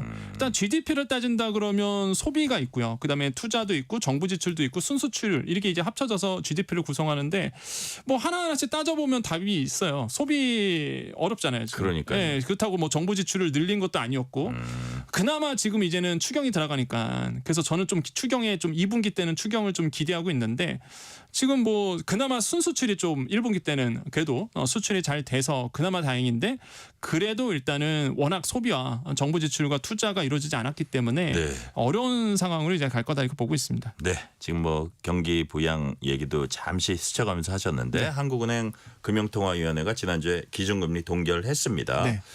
자, 이렇게 어려운 상황이면 여하튼 금리 인하 통해서 뭐 경기 부양할 때가 아닌가 이렇게 보시는 분들이 있는데 뭐 가계부채라든지 여러 가지 저 요인 때문에 이렇게 한 것 같아요. 네네. 근데 권혁준 평론가님은 어차피 기준금리 추가 인하 이거 필요하다고 보세요? 저는 당연하게 필요하다 본다. 그래요? 필요하게 본다고 봅니다. 왜냐하면 지금 사실 이번에 4월에 저는 금리 인하를 했으면 좋겠다는 생각이 있었어요. 왜냐하면 환율 자체가 최근에 뭐 아까도 말씀드렸지만은 굉장히 많이 내려왔던 부분이 있습니다. 그러니까 사실 이게 동결 이유가 환율 때문에 그렇거든요. 네. 환율이 불안하다 보니까 여기에서 우리가 기준금리 인하하면 그 미국과의 금리 격차가 더 벌어지다 보니 그렇죠. 네. 사실상 불안한 금융적인 요인, 아니면 외환 쪽에서 지금 문제가 생길 가능성이 있으니까 일단 동결을 간 건데 네. 최근에 이제 우리나라 이제 환율 자체가 좀 많이 낮았었거든요. 그래서 그러면 이제 금리 인하도 해도 되지 않나라는 생각이 있었어요. 그리고 무엇보다 이 두 축의 싸움이었어요. 이제 환율이냐 아니면 경기 위축 방어냐. 이거 두 개 싸움이었는데 일단 환율 쪽에 더 이제는 중심을 두신 것 같고. 근데 이제는 금리 인하 해야죠. 이제 5월 달에는. 왜냐하면 지금 워낙 그 경기 하방 압력이 너무 세서 이대로 놔두면 안 되거든요. 그래서 금리 인하 한번 단행해서 일단 경기 하방 압력을 좀 낮춰주는 추세는 준비 이뤄줘야 된다. 그래서 추경이 이번에 12조 2천억 정도 예산안이 잡혔는데 물론 이건 정부안입니다. 약하거든요. 사실 좀 약합니다. 더 해야 된다고 보시는 거예요? 약합니다. 그래서 이제는 금리 인하 통화 정책도 같이 나와 줘야지만 가능하지 않을까라고 보고 있고요. 그래서 시장에서는 아마 5월에는 금리 인하가 단행될 수 있다 이렇게 보고 있고, 그렇게 된다 그러면 2월에 한 번 했잖아요. 그러면 5월에 한 번 하고 만약에 연내 3번 한다 그러면 8월 이렇게 생각하고 있습니다. 저는. 네. 그래서 아마 그렇게 되면 연내 3번 금리 인하할 거고, 그럼 여기에서 이제 중심적으로 보셔야 되는 게 아마 그러실 거예요. 아니 금리 인하, 기준금리 인하나 나랑 무슨 상관이야? 네. 라고 보시는 분들에게 말씀드리고 싶은 건, 여러분 대출 받은 거 있으시죠? 그럼 대출 금리도 같이 이제 움직인단 말이에요. 그러면 갈아타게 하시려고 지금 타이밍을 재고 있는 분들이 있을 겁니다. 그러면 잘 재셔야 되는 게, 지금 시장에서는 5월 때는 한번 내리거든요. 물론 뭐 은행에서 은행의 자체적인 기준금리를 얼마나 낼지 모르겠지만 기준금리 인하 추세입니다. 그러다 보니까 선 반영되는 부분도 있겠지만 그래도 일단은 조금만 더 있으면 아마 금리가 더 내려갈 가능성도 있다라는 거죠. 그래서 타이밍을 잘 보시고, 내가 대출 받을 일이 있거나 아니면 네. 내가 기존에 대출이 있거나 갈아타기를 생각하시는 분들은 잘 타이밍을 재고 이제 들어가시면은 아마 더 낮은 금리로 아마 갈아타기 되지 않을까, 대출을 받을지 않을까 생각을 하고 있습니다. 그렇군요. 네. 자, 시간이 거의 다 돼서 마지막 질문 짧게 드릴게요. 주요 경제 지표 발표가 이번 주에 좀 몰려 있다고 하는데 네. 어떤 게 있습니까? 일단 가장 시장에서 관심 있는 게 이제 테슬라의 이제는 분기 실적입니다. 네. 왜냐하면 이게 우리나라의 2차 전지 반도체 자동차에 다 영향을 미쳐요. 그래서 근데 지금 분위기는 안 좋습니다. 그래요? 아시겠지만 1분기 때 차량 인도가 굉장히 많이 낮아졌고요. 그다음에 아시겠지만 올해 들어서 테슬라 주가 40% 가까이 빠졌거든요. 아마 지금 네. 테슬라 투자하신 분들은 울상일 겁니다. 그래서 이게 1분기 실적 발표가 나와서 과연 어떻게 이게 나올지에 대해서 우리나라의 이제 종목들에 큰 영향을 미칠 것 같다라고 생각을 해보겠습니다. 네, 오늘 말씀은 여기까지 듣겠습니다. 지금까지 권혁중 경제평론가였습니다. 말씀 감사합니다. 네, 감사합니다. 오늘 뉴스레터 K는 여기까지입니다. 커피 쿠폰 당첨자 명단은 뉴스레터 K 홈페이지 확인해 주시고요. 끝곡으로는 콜드플레이의 옐로우 들으시겠습니다. 오늘도 함께해 주신 청취자 여러분 진심으로 감사드립니다. 지금까지 뉴스레터 K 전종철입니다.